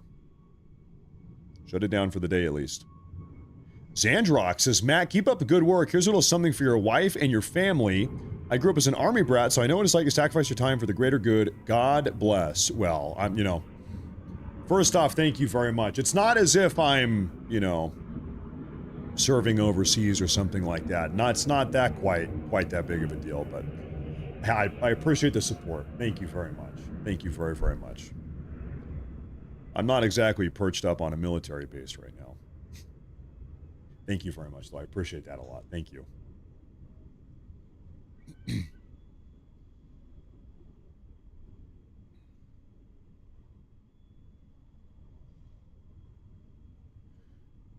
Here's a report. Things just get increasingly curious. The Islamic Republic of Iran, earlier today, IRGC ground forces conducted strikes against Kurdish separatist positions in Iraqi Kurdistan using suicide drones, guided rockets, and short-range ballistic missiles. So where might this be? I'll show you, folks. What are we talking about here? So the Kurds, they don't actually have their own country. This is, I guess it's more of a region and a territory. They live kind of up in the mountains in, what is this, northeast Iraq, southeast Turkey, and northwest Iran. This is kind of the area up in there, living up in the hills. And so they're not exactly historically the biggest fans of the Iranian regime. And so it seems like there was some battling, some skirmishing here earlier today, also between the IRGC ground forces and the Kurdish separatists, the Kurds. Yeah, in the past, the U.S., we have personally armed the Kurds. In fact, President Trump has come out and confirmed this. Right before this conflict, so like February 20th, like the week before this operation broke out 3.5 months ago, the U.S. was secretly arming the Kurds, hoping that then the Kurds would then give the weapons, bunch of weapons and ammunition and firearms to the Iranian people so that then they could help try to rise up and take their country back on the ground. We could use them as kind of the ground forces. Well, so we gave the Kurds a bunch of weapons. We smuggled them in. This is a fact. Trump has said this. He has admitted to this. And what happened was the Kurds, they stole the weapons. The Kurds didn't actually give the weapons out to the Iranian. It was one of the plans initially going into this that never really materialized because we got bamboozled by the Kurds. We got ripped off by the Kurds.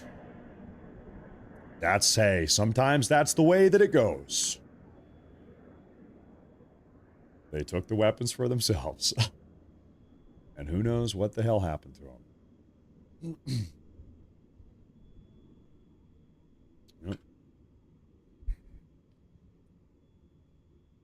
Sometimes it happens. That's false.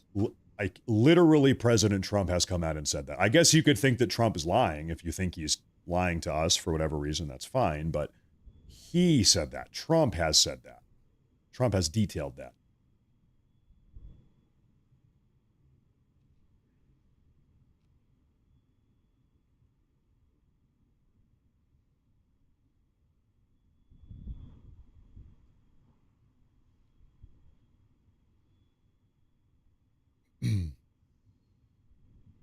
Ruby Hoob says, duck and cover seems to be the word of the day. Praying for all the innocents caught in this. God bless Trump. True. It's true.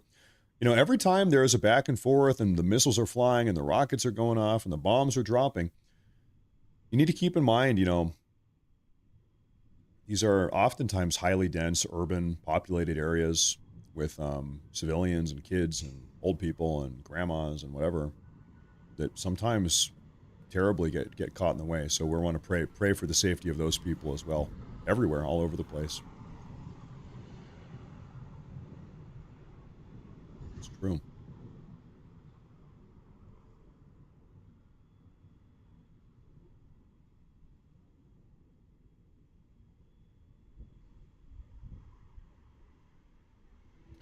Matt, whenever you go, leave the stream running without you so we can watch the multi-feed for breaking news. Well, admittedly, whenever I have to go, I guess in about a half hour, the reason why I have to go is because I have to get to work and start editing videos. I've got to start doing video editing, so I need my computer. I hate to say it. I'd rather sit here all day and do this, but I have to do the video editing. I have to do my job. I'm not going to go partying tonight. I'll be working. Now, I'm looking for some updates here.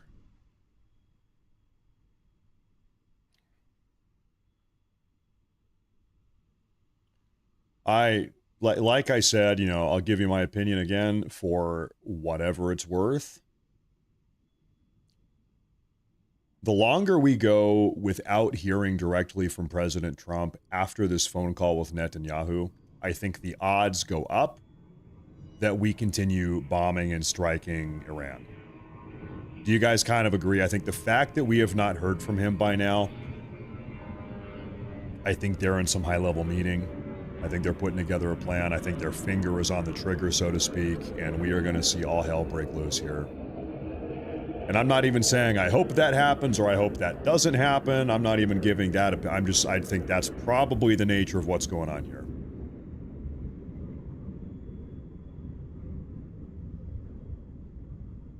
We'll see.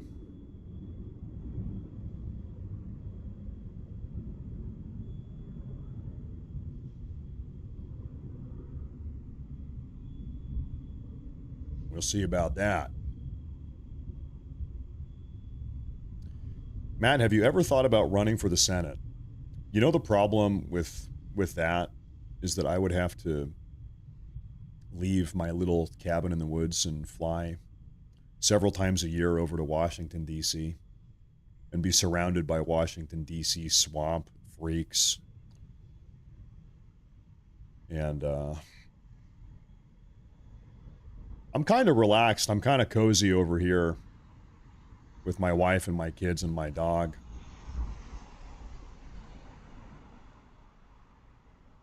I'd kind of rather just keep doing what I'm doing. Hanging out with you guys, doing the show.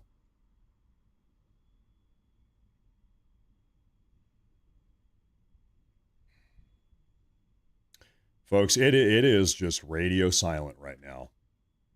Radio silence. Now we do have a super chat here from Jay Maddox. He says, what is the stream with the cam feeds for after we can't watch with you? Okay, good question. The live stream we have on right now is called Intel Cams OSINT. OSINT. Intel Cams OSINT is the name of the channel. So after I'm out of here in about a half hour, after I clock out, then you guys can find that.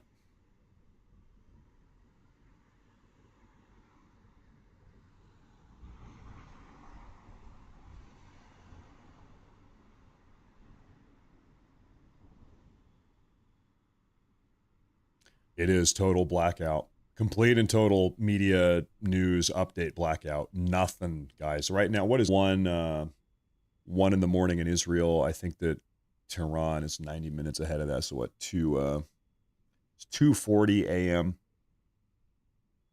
in Tehran, middle of the night, dead of night.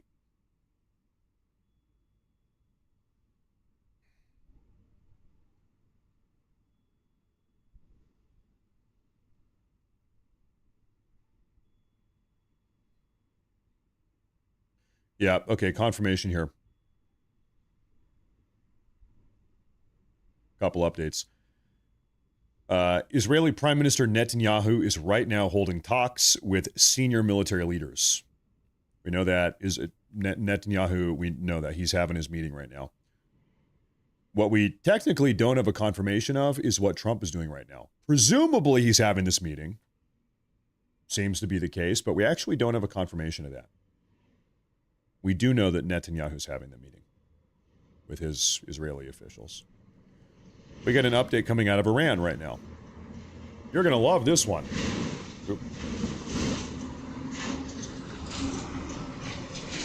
The Iranian regime says it will bomb Israel for 7 consecutive days if Israel retaliates.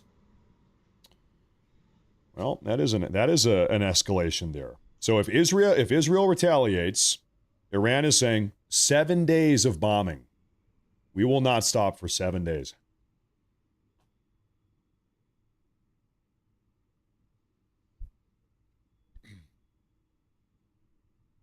Oh, look at this. Okay, so Crinlin here, he says, first off, thank you very much. I almost smacked over my bowl. Thank you very much. Crinlin says, you are correct, Matt. As a veteran of the Gulf War, the 3 or 4 hours prior to us bombing, all comms went silent. I was the one running the comms. Keep up the great work. Well, first off, thank you very much. I appreciate that. We all appreciate that. Thank you. And there you have it. Yeah, I mean, kind of, like I said, kind of feels like the calm before the storm here. It's kind of what it feels like. Now it's Sunday evening.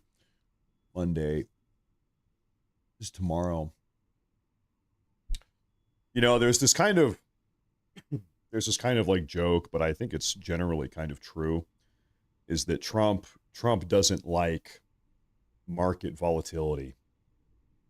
You know, if Trump can help it, he would rather bomb on a Friday night rather than a Monday morning or a Sunday evening or something, right? Because the markets are closed on the weekend and they're open during the week. And so I guess if you want to approach the meme here or the joke, if you can call it that, like I said, it's kind of true though. The worst time to start bombing Iran is a Sunday night or a Monday morning.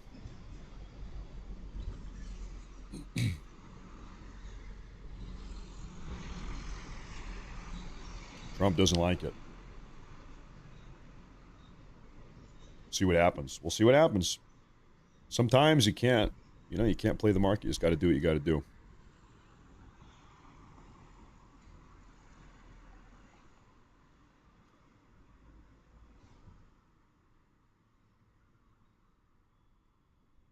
Okay.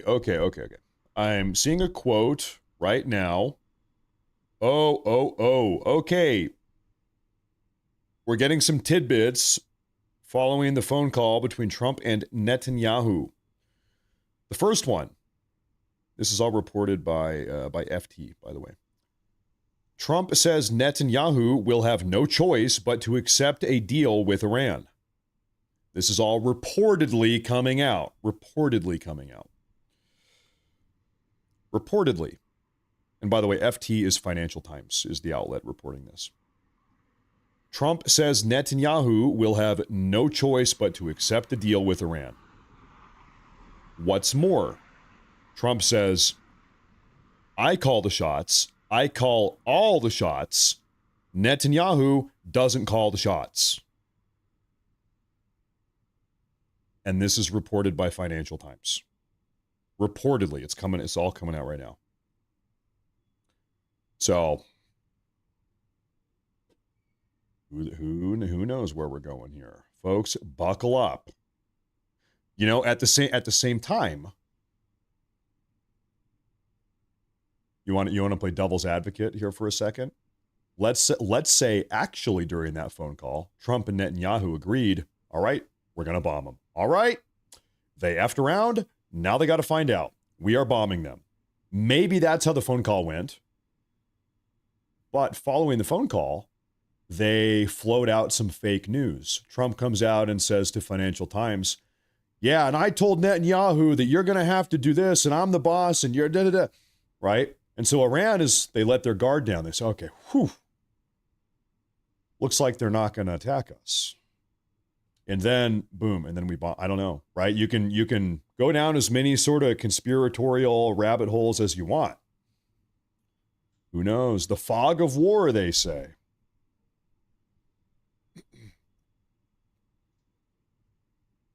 We'll see. You're crazy. This is fake news. That's why I said reportedly. That's why I told you the source, Financial Times, and that's why I said reportedly and that it's all coming out. Listen, I need everybody to be on the same page when we are doing these breaking news, live coverage, minute by minute, second by second shows.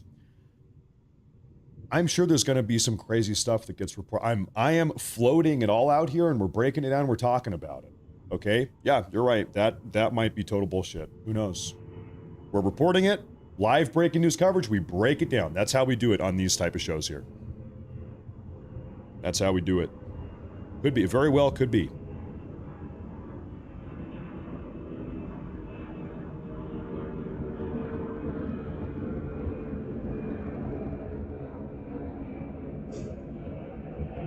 We're doing it live.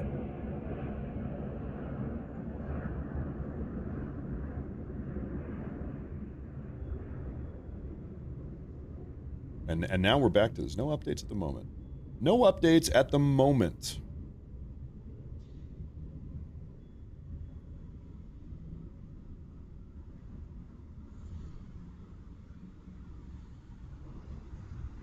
I think everybody's tucked away inside their meetings. That's what I think.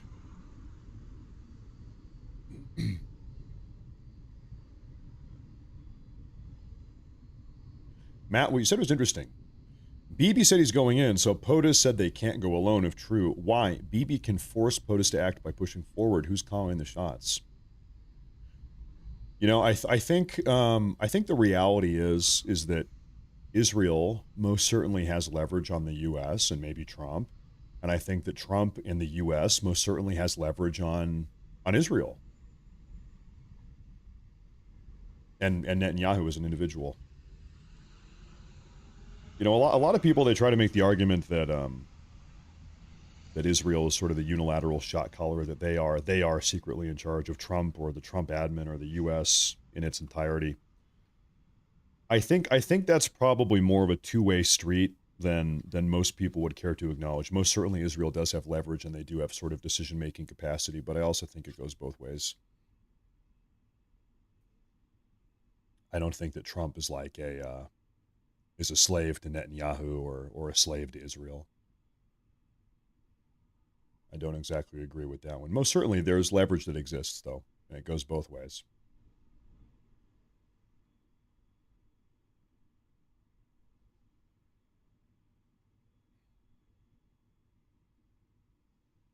And now it's all quiet again. It's so weird because we got these two statements coming from the Financial Times and nothing else. Nothing else. Matt, what would you do? That's a really good question. Like, if I were Trump, what would I do right now? You know, I'm going to give you an answer here that is not going to satisfy you at all.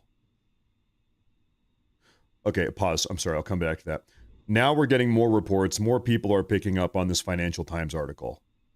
After tonight's Iranian attack on Israel, President Trump says that he calls the shots and that Netanyahu will have no choice other than accepting a deal with Iran.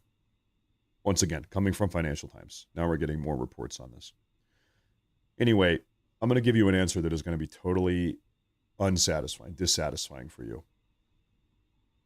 I can't tell you what I would do if I was the POTUS right now, if I was the commander-in-chief, because I don't have the requisite information to actually make that decision. I haven't been a part of any of the classified intelligence briefings. I don't have access to the CIA or Space Force satellite imagery. I don't know personally the current status of the enriched uranium. Like, there's all these very, very complex details. Huge, and we have a $100 billion budget, massive intelligence gathering apparatuses to gather this intelligence and put it in front of the president so he can make the best decisions possible. I don't have that intel. Trump does. Trump has it. I don't have it.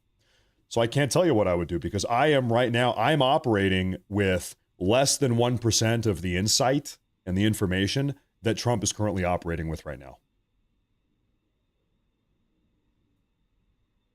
So it'd be tough. Anything I would tell you, I would do this. It's totally uneducated. It'd be ill-informed, you know.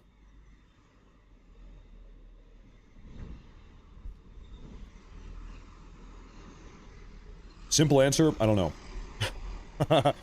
Simply put, I don't know.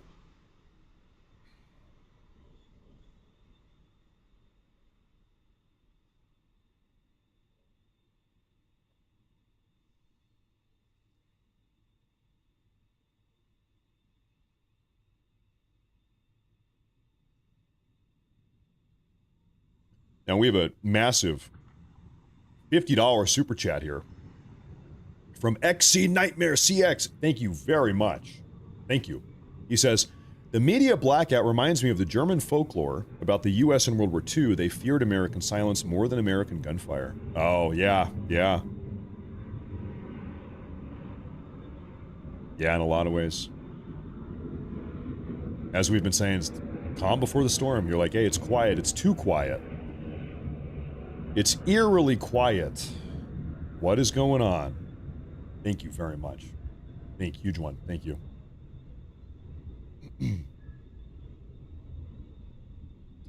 Justin Horton. Thank you. Another massive one. He says, Matt, thank you for what you do. In an effort to get latest updates on the conflict, I was going between you, Golda Gamari. I know her. She's been covering the Iranian Revolution for a while now. and the enforcer, the latter of which deleted my super chat for calling out their TDS. We are, this channel here, this community here, I don't know, we probably are the biggest, one of the biggest MAGA communities. Fair to say, probably these days, I think so. So hey, thanks for being here. I appreciate it. I appreciate that. And that's a huge amount of support. Thank you. Thank you very much. On camera too, sometimes we see airplanes take off. This is in Tehran, and they have their airport. You're seeing airplanes go up and down sometimes. Thank you very much. And we have Tino Rivas. He says, people don't stay home for the next elections. We can't have Democrats more than ever. Democrats. We can't have them. It's very, very true. These people are psychotic. It is true. Thank you very much. Thank you.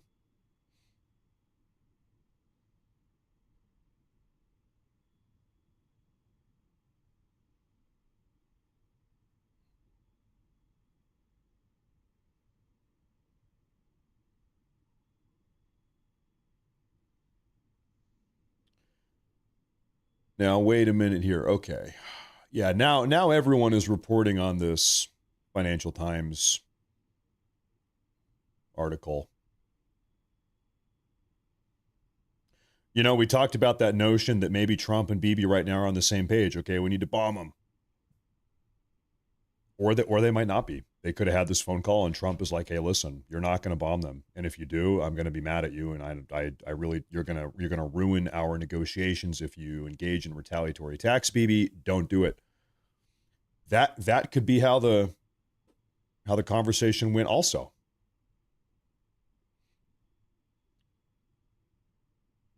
Could be the case. Bibi has preemptively said, we heard him say this 2 hours ago, that if Israel has to do its own thing, it's going to do its own thing. Pretty much like with or without the U.S., Israel is going to do what it wants. That was the essence of the statement Bibi released.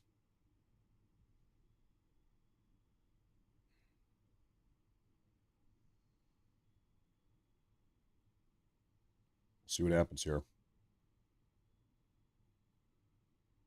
I'll tell you this, at risk of pissing some people off, I trust President Trump's judgment 100 times more than Bibi's judgment. Trump is my president. Bibi is not my president. I'm an American, not an Israeli. I trust Trump to do what is best for America and Americans more than Bibi to do what is best for America and Americans. So if Trump says this, I'm doing that. If Trump says this is the plan, as far as I'm concerned, that is the plan. That is, if there is some conflict of interests or a different idea of what should be done going forward.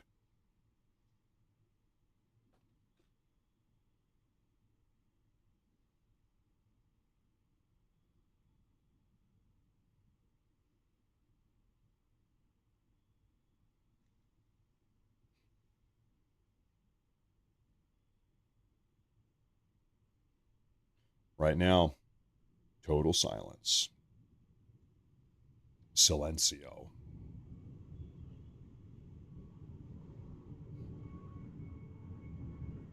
Trevor Norris says USA first. Great work, Matt. Thank you very much. Thank you very much.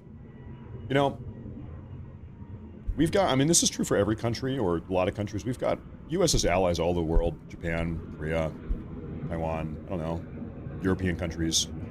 We've got allies everywhere.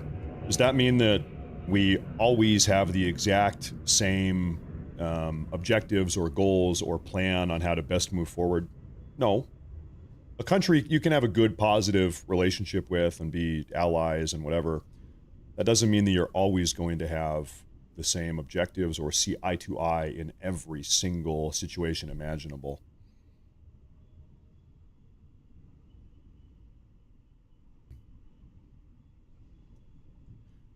You know, because fundamentally, I mean, this is the purpose of a nation. It's America's job to put America first. It's Japan, who's our ally. It's Japan's job to put Japan first.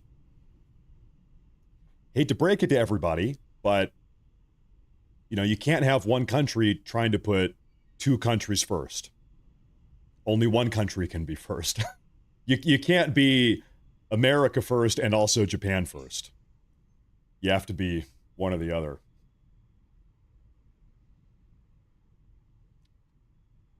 Now, ideally, most situations can be sort of mutually beneficial for everyone. That's the ideal situation, right? Where everybody wins.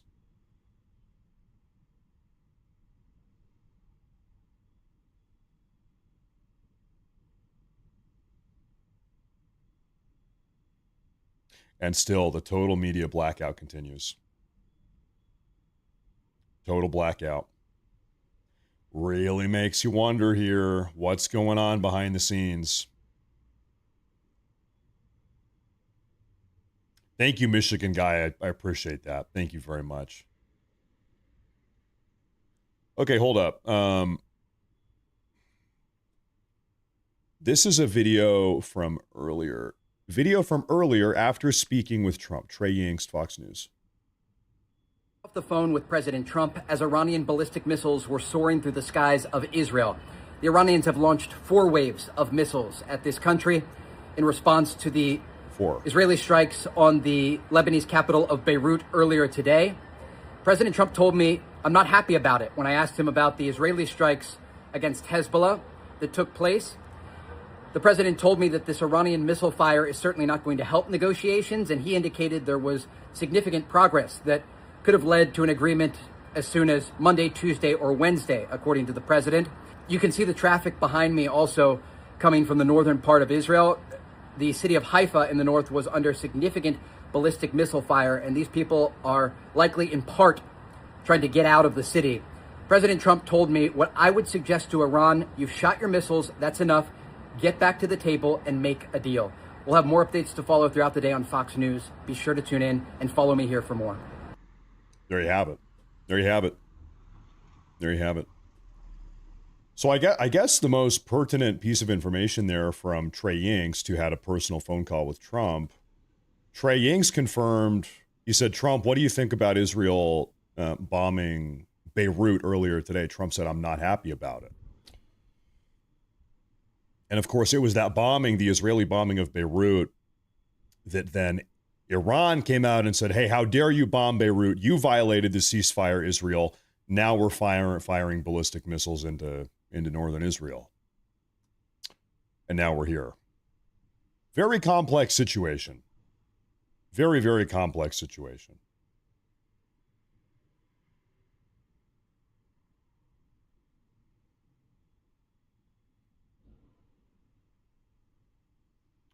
Difficult position to be in.